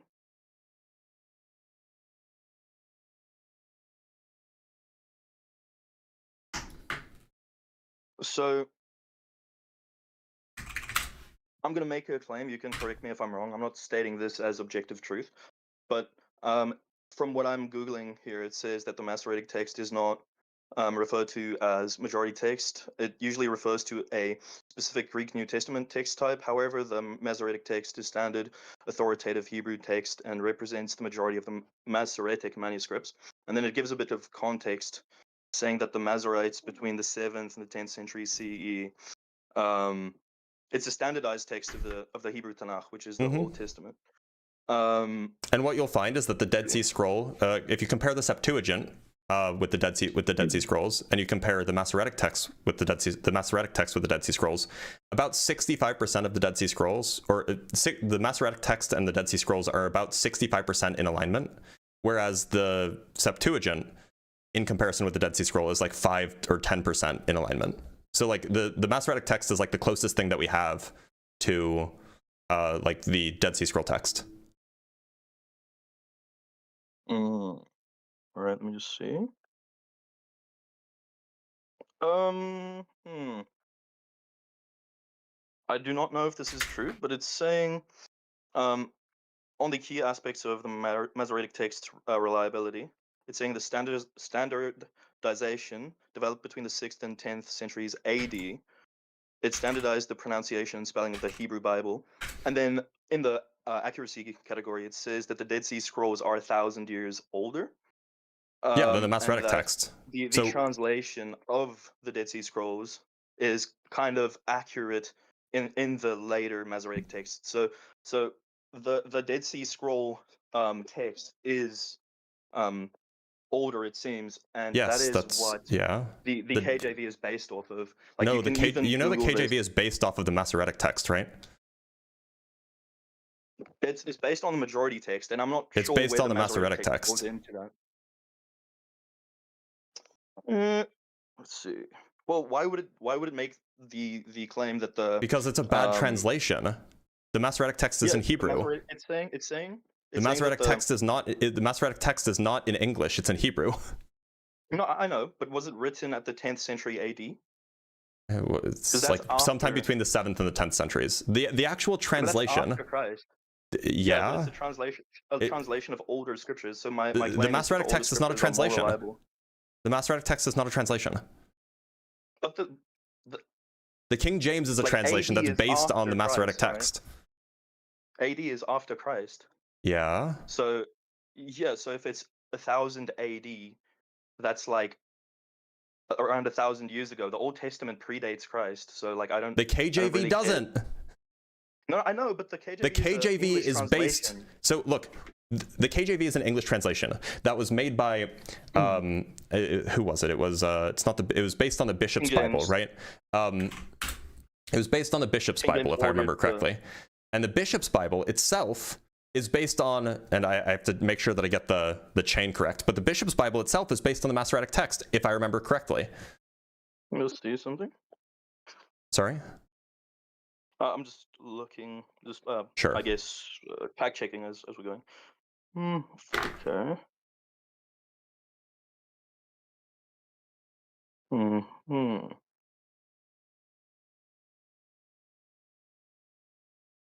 Okay. Yeah. I guess we can go into, like, I don't know how important the I guess the dash is, you know. The point really is that you have to look at the Hebrew. You can't just translate word for word. Yeah, true. Let's you know what? I'm just gonna check. Let's see. So by the way, the dash is not a dash. It's not actually present in the Hebrew. There's a word, and the word is et, which is not, it doesn't have an English translation, which is why they translated it as a dash. It's like a grammatical object that's like, used to signify like a noun, it's used to signify a particular relationship between like subsequent, it's used to signify a like grammatical relationship between certain words. Okay, it's like a connection and then just a continuation. It's not really a connection. But the point is that the order of words in Hebrew is not the same as the order of words in English. So if you do a direct linear translation of word for word, you will get something that is not how it would be understood if you were like fluent in Hebrew, right? Or biblical Hebrew. No, listen, I get like, we don't have to, I guess, reach a consensus on that verse particularly, because I have a lot. Like Daniel by itself is talking about the Son of Man coming with the clouds of heaven before the Ancient of Days, and the term Son of Man in the Hebrew context is actually more of a divine title than the term Son of God, because in the scriptures the angels are even called B'nai Ha-Elohim, which means sons of God. And Jesus even said, "Do not be like confounded or whatever that I called you sons of God, for is it not written?" You know, so that is not that much of a divine title. But when Jesus stood before the Sanhedrin and they tore their clothes, he was saying, "I am the Son of Man, and you will see me coming with the clouds of heaven in power." Yeah, so he was referring back to Daniel. That doesn't mean that Daniel was referring to him.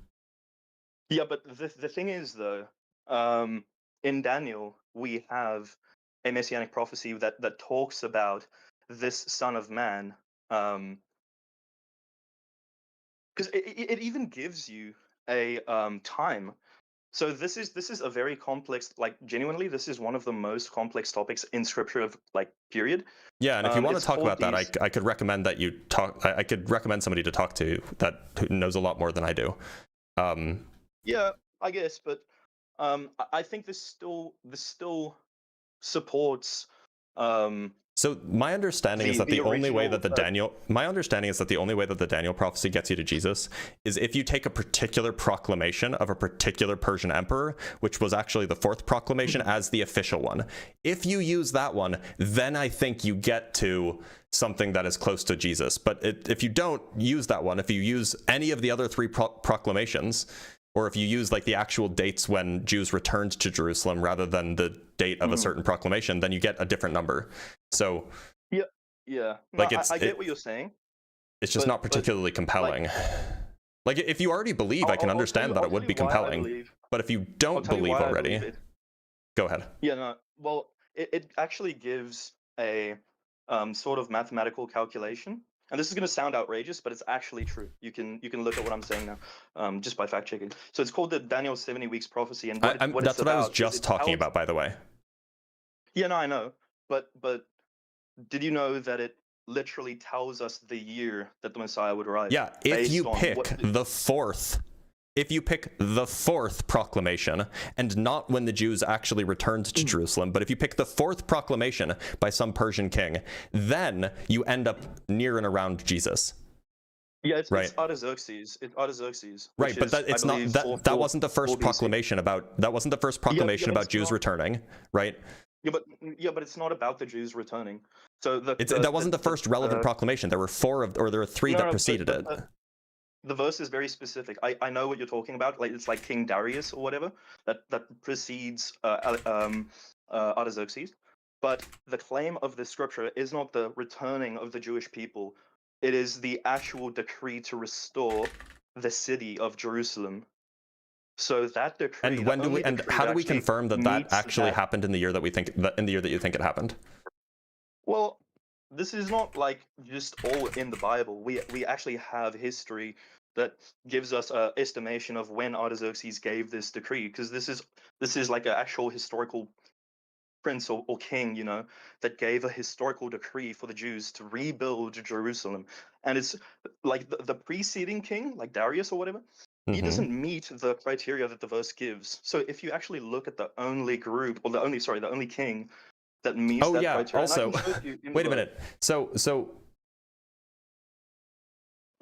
even if you grant that, aren't you still 70 years off? Even if you grant that that's the fourth, that's the relevant one. No, aren't you still 70 years off because the first 70 years are not a separate 70 years? No, so how it works is the last 7 is there's a separation between the first 69 sevens and the last 7, and the last 7 is supposedly the tribulation, the 7-year tribulation, and the 69 sevens, or like the 69 weeks as we translate it, would be the from the declaration onwards. From a certain period, but then it would be separated by the church age, which is because the Jews rejected Christ, Christ turned towards the church, and then in the last 7 years he turns back to the Jews. That's kind of what this verse is saying, because it's saying. So you have to read into it, is what you're telling me. Well, not really, because it's clear. It says 77s are decreed for your people. This is in context talking. Like, this is Daniel. I'm actually. Wait a minute. Now I'm a little bit puzzled. So it looks like the rebuilding of the Jewish community in Jerusalem began under Cyrus the Great. No, of course not. No, the Jewish people, they were. I don't know. Look, and look again. Could be very wrong. Just reading on Wikipedia for the history, because I can never keep these dates straight. But I'm just reading that the rebuilding of the Jewish community in Jerusalem had begun under Cyrus the Great, who had permitted Jews held captive in Babylon to return to Jerusalem and rebuild Solomon's temple. Consequently, a number of Jews returned to Jerusalem in 538 BC, and the foundation of the second temple was laid in 536 BC in the second year of their return. After a period of strife, the temple was finally completed in the 6th year of Darius, 516 BC. Is that wrong? Let's see. There is a reason. Let me just see. Because Artaxerxes lived like 60 years later, or reigned like 60 years later. Let's see. Just checking, if you don't mind. So, it says Artaxerxes is considered the king who meets the Daniel 9 prophecy because the decrees in 457 BC to Ezra and 445 BC or 444 BC to Nehemiah are the only ones that allow for the restoration and rebuilding of Jerusalem, including city walls and civil autonomy.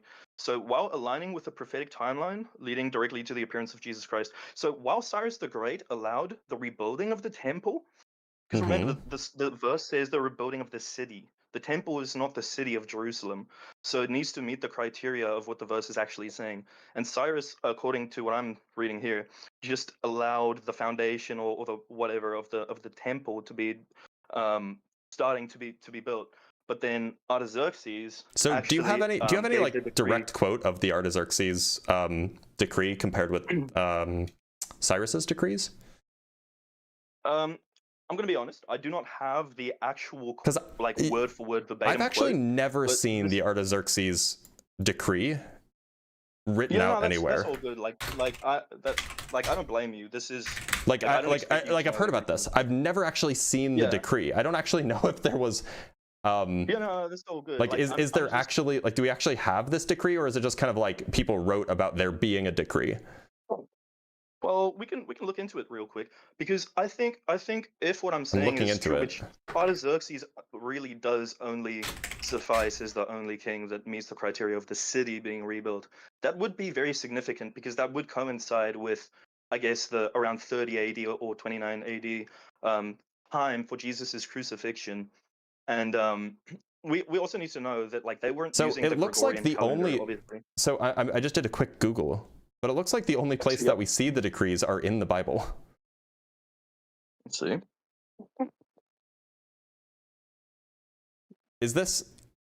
Maybe y'all can... maybe y'all in the chat can...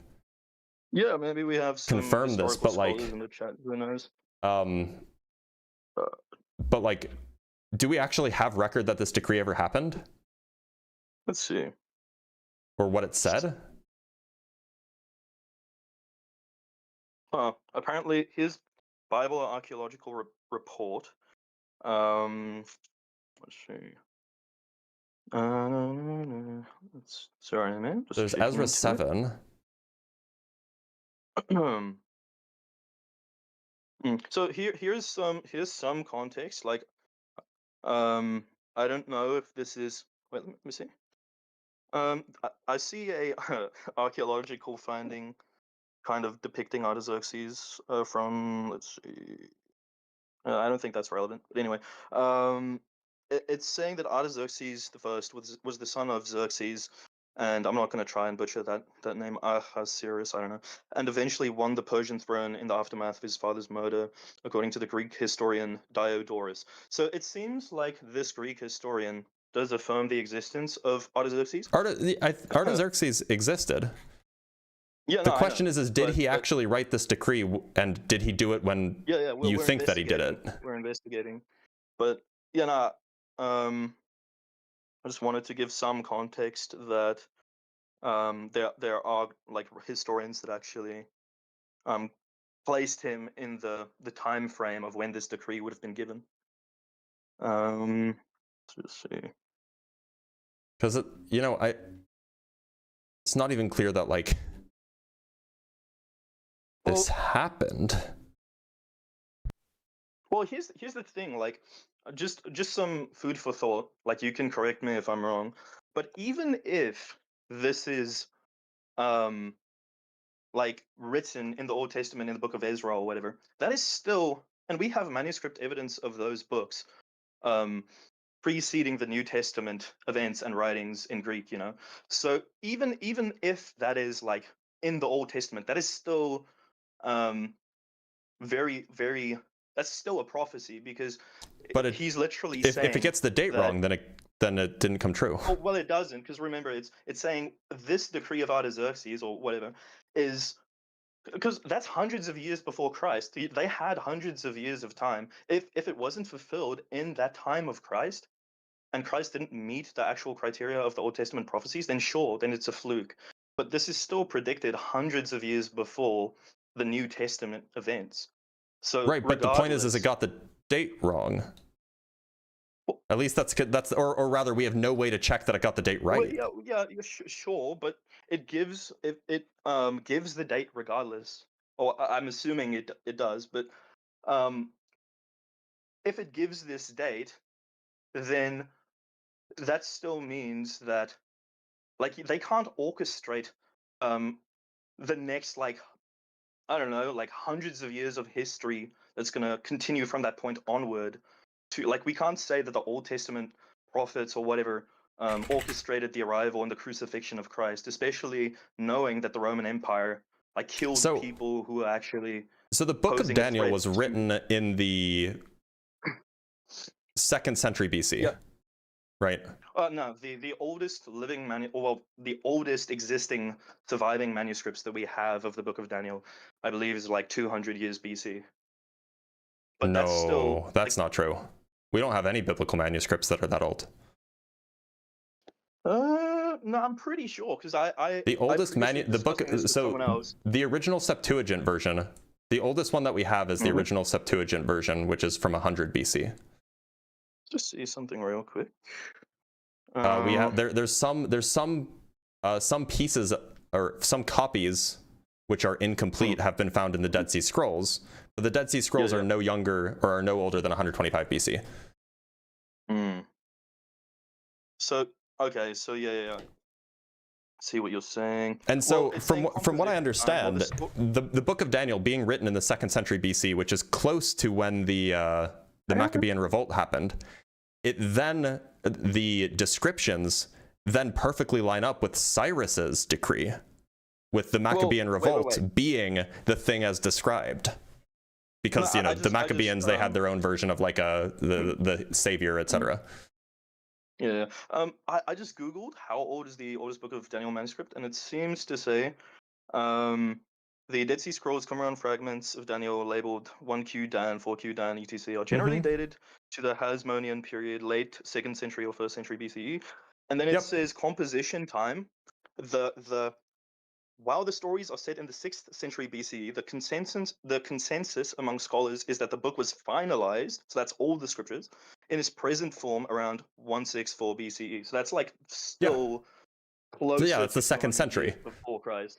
Yeah, it's a 2nd century, right. But the author is writing about the Maccabean revolt. Framed that way, the 490 years, it's actually closer to 420 years, makes way more sense because it was like 420 years from the from Cyrus's decree, right? Sorry, isn't the I'm not that well, like I'm not a historical scholar or whatever. Isn't the context of Daniel the Babylonian captivity of the Jews? And because It's a like from what I've backstory. heard, from what I've heard is Daniel is like writing in like the end of the Babylonian exile, and the reason he's like inquiring about this to God and like praying or whatever is because he supposedly read or like heard about the prophecy in Isaiah that says that the Jews are going to be led into captivity for X amount of time. So he was looking back on that and then saying, okay, God, how much longer is this going to occur? And he was like, oh, it wasn't 70 years. It's actually 70 weeks of years. So 490 years instead of 70 years. So 420 years after after when, Isaiah said that it would be over. I think it was Isaiah. That is actually wait. This and is that would put it right around the Hasmonean period. That would put the end of this around the Hasmonean period. But the thing is, let's just see something. Times 7. So in the Old Testament, in the book of Leviticus, it says if they do not obey after like God, I guess, disciplines them or whatever, and they're like in captivity, their punishment will be multiplied by 7. So I guess what it's saying is that that 70 years is multiplied to 490 years, but the context of Daniel is that the 400 so you have, remember, it's like 69 sevens and then the last 7. So of that 490 years, from the decree of Artaxerxes, if you use the Julian calendar, which has 360 days because it's the lunar calendar and not the Gregorian 365 days, if you use that, the 483 years from that decree of Artaxerxes goes legitimately to like 30 AD, which is the time that Christ would have except you're missing 70 Jerusalem. years because the first 70 years already happened. You don't. It's not 490 extra years. No. That's not like, I kind of see what you're saying, because that you're saying that they served the first 70 years in the Babylonian exile. But remember, the context is that God is saying to Daniel, 490 years are decreed for your people. So the 490 years total, right? But from that declaration, from the time that Daniel heard about that, like another 490 years. I don't know if that's the Why case, would you think that it's another 490 years rather than like 490 years total? Well, because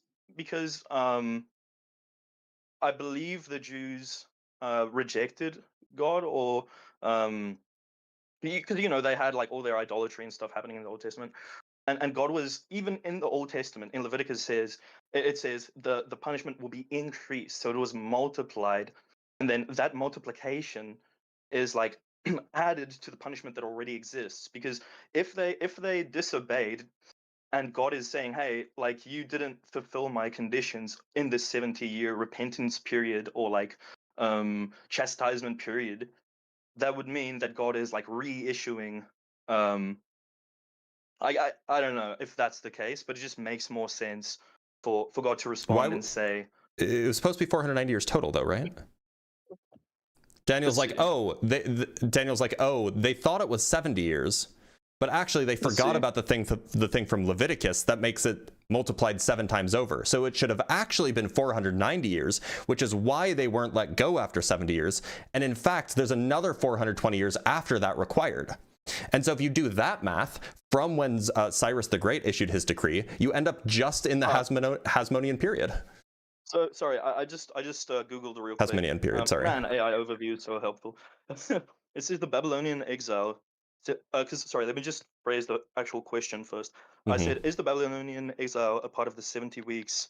Or is the Babylonian exile a part of the 70 weeks or 490 years, and why? If not, just clarify, So it's saying the Babylonian exile, 70 years, is not a part of the 70 weeks, 490 What's the years. source? It's saying that the 70... What's the source for that claim? It's citing... You can Right, Google AI's the overview will exact give you statement. sources. What's the source? Well, okay, yeah. I'll look at the Wikipedia. So the sources are Bible Hermeneutics Stack Exchange. Okay, so and, it is, so to be clear, it is a biblical hermeneutics website. It's not a scholarly source. Stack Exchange is like isn't a hermeneutics Stack Exchange like reading is the Stack Exchange is like a context out of Q&A the scripture? forum. Well, there's also let's see. I'm not really familiar with this source, but it's like aish.com. I've never seen that before. But then there's also a Jews for Jesus one. I'm not Okay, too so sure what about that. it sounds like you're giving me is that you have a whole bunch of Christian and non-professional sources. Well, let's hear the reasoning, and if it doesn't make sense, then sure, we can shoot it off. But so look, so saying unfortunately, I'm like 20 minutes over, so I should probably call it here. But some people in my Discord server have sent a relevant have sent me a relevant link that you might want to take a look at. I'll just DM it to you, or I'll post it in the chat for this for the voice chat. You can probably see it on Discord. That's a friend of mine who made the video. He went to Bible school. He has read the Bible in the original texts. He knows Hebrew. He knows he knows ancient Hebrew. I don't think that he knows Greek, but he's at least a fairly reasonable person, and I'm sure he'll provide a source. So take a look at that, but I do have to let you go. Yeah. Do you see the link? If I just make a closing statement real quick? Before you do that, do you see the link? Let me just. Because it's specifically about the Daniel 9 prophecy. Yeah, all good. Is it in private message? Oh, no, probably not. Go to the chat associated with the voice channel that you're in. There's like a little bubble. It says Blitz PhD's VC, and then there's like a little open chat button. Sure. Let's see. Sure. I don't really see. Oh, wait. Yeah, I see it. Okay. Yeah. So I would take a look at that. It's not on your channel list. Sorry. Oh yeah. No, thank you. I would take a look at that. So go ahead. Final statements. So I guess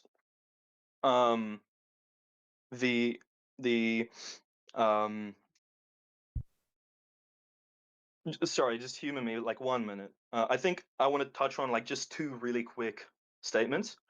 First, the 70 weeks, just end off on a very fast conclusion on that, and then just some food for thought in terms of like cosmology and why I kind of believe that there needs to be an intelligent designer. So for the Daniel part, it says Daniel was studying the 70 years when Gabriel gave him a new, longer prophesied 70 weeks of years, or 490 years, meant for the future rebuilding of the city and the coming of the Messiah.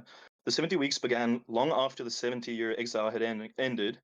The 70 weeks are often divided into 7, 62 in 1 week, focusing on the Second Temple period, and it kind of cites that these were the years of captivity and distillation. Where are you reading from? It's just AI overview, I guess. Okay.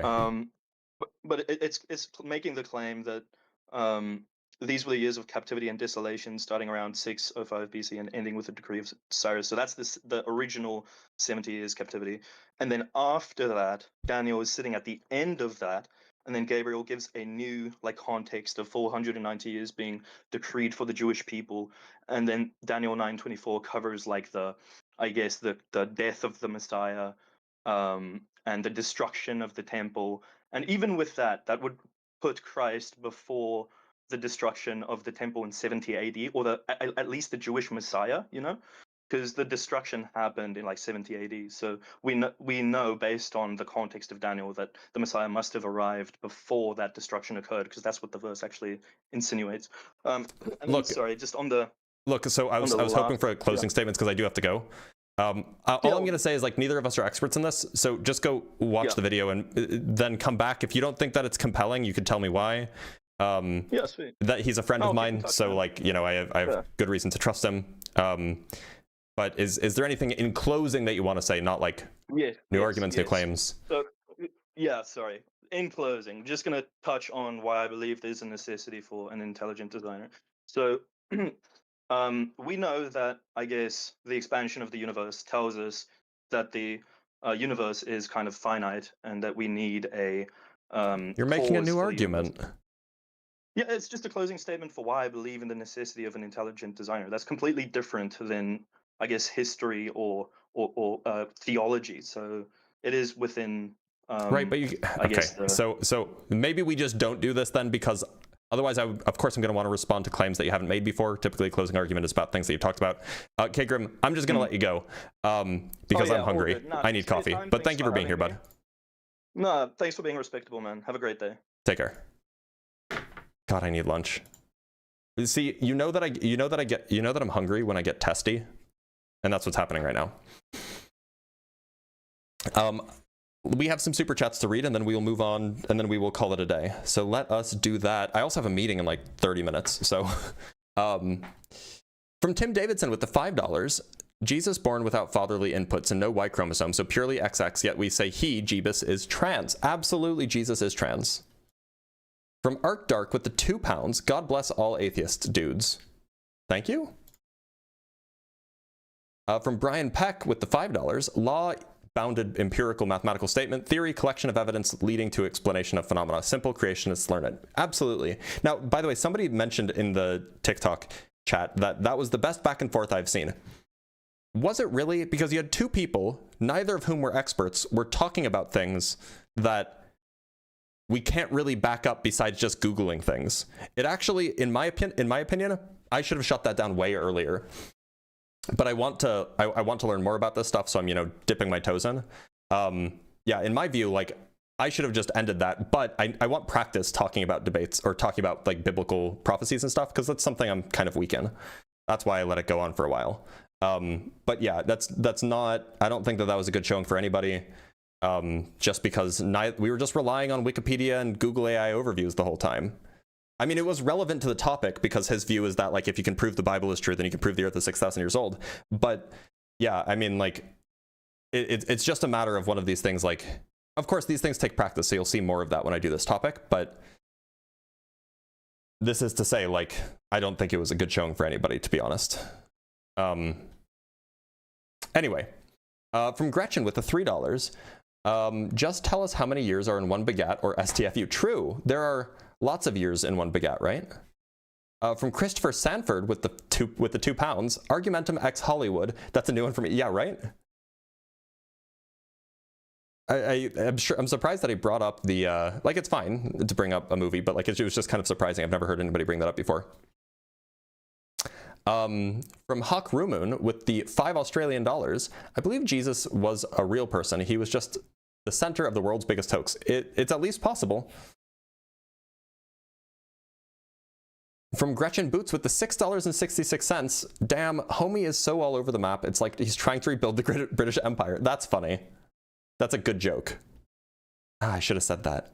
Pat in the chat with the $5. The fact there has to be a discussion of which translation to use when discussing the Bible is unironically the damnation of it. It's true.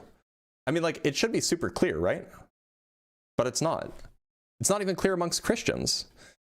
From Christopher Sanford again with the £5. I don't know much about Bible translations. I don't know much about the original text. No. Use my preferred translation, I insist. Yeah, so look, again, I don't know a lot of things. So I'm just going off of what Justin told me. Justin is and Dan McClellan, both of whom know a lot more about the Bible than I do. Now look, maybe they're controversial. Maybe they're not as knowledgeable as you might think that they are, but they at least know more about it and know more about the scholarly literature and the scholarly consensus on this kind of stuff than I do. So they're more likely to be right when they say that the NRSV is just better than the KJV. From Gentleman Viking with the $5, this Aussie caller needs to call into deconstruction zone. KJV was written before the DSS were found. Well, now I didn't know that. I don't even know what DSS stands for. Oh, the Dead Sea Scrolls. Yeah. The KJV was written before that. That's true. And from Devil's PD, thank you so much for the $20. Guests brought up the Textus Receptus a few times. I wonder if he knows that that's a bad version of the New Testament in Greek, not a Hebrew text. He might. From Juiced Vandenover with the €2, somehow none of this proved a 6,000-year-old Earth. Yeah, I mean, like, look, if the whole business is prophecies, therefore the Bible is more likely to be true, that, like, look, if there were genuine, like, legitimate prophecies in the Bible that got the date and were falsifiable correct, then that actually would be good evidence that, like, there was something divine happening in the Bible. which should at least increase your credence in the other claims of the Bible. However, the trouble is that the Bible was written by different people. So it's possible that you could have some divinely inspired parts and some parts that aren't divinely inspired. From Binary Ghosts with the $10, thank you so much, Binary Ghosts. Maybe it's the Jews that are only about 6,000 years old and every other group has been around far longer. It seems the most likely case since all of the calculations come from the Jewish religion. True.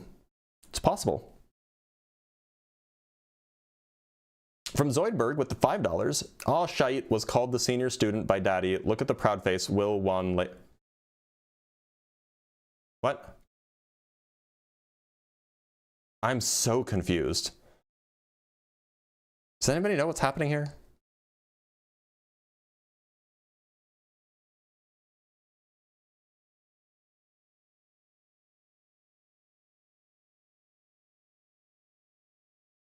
Yeah, I have no idea. I just got to double check to make sure I didn't miss any cash apps or anything, because I always do forget those. Okay, we don't have any cash apps, which is a good sign. And I'm just double checking for anything else. All right, y'all, we are good for the day. Unfortunately for you guys, I will be gone next week. I'm going to a conference in New York. Although I actually just got an email about, oh, maybe I will have to change my flight. Maybe I'll be here on Sunday, actually, because of the storm. Okay, well, I might be here on Sunday, but I won't be here next week. So I will enjoy my time in New York. I hope you guys enjoy your time, your next week and your break. Yeah, I guess see you at the beginning of February. Take care, everybody.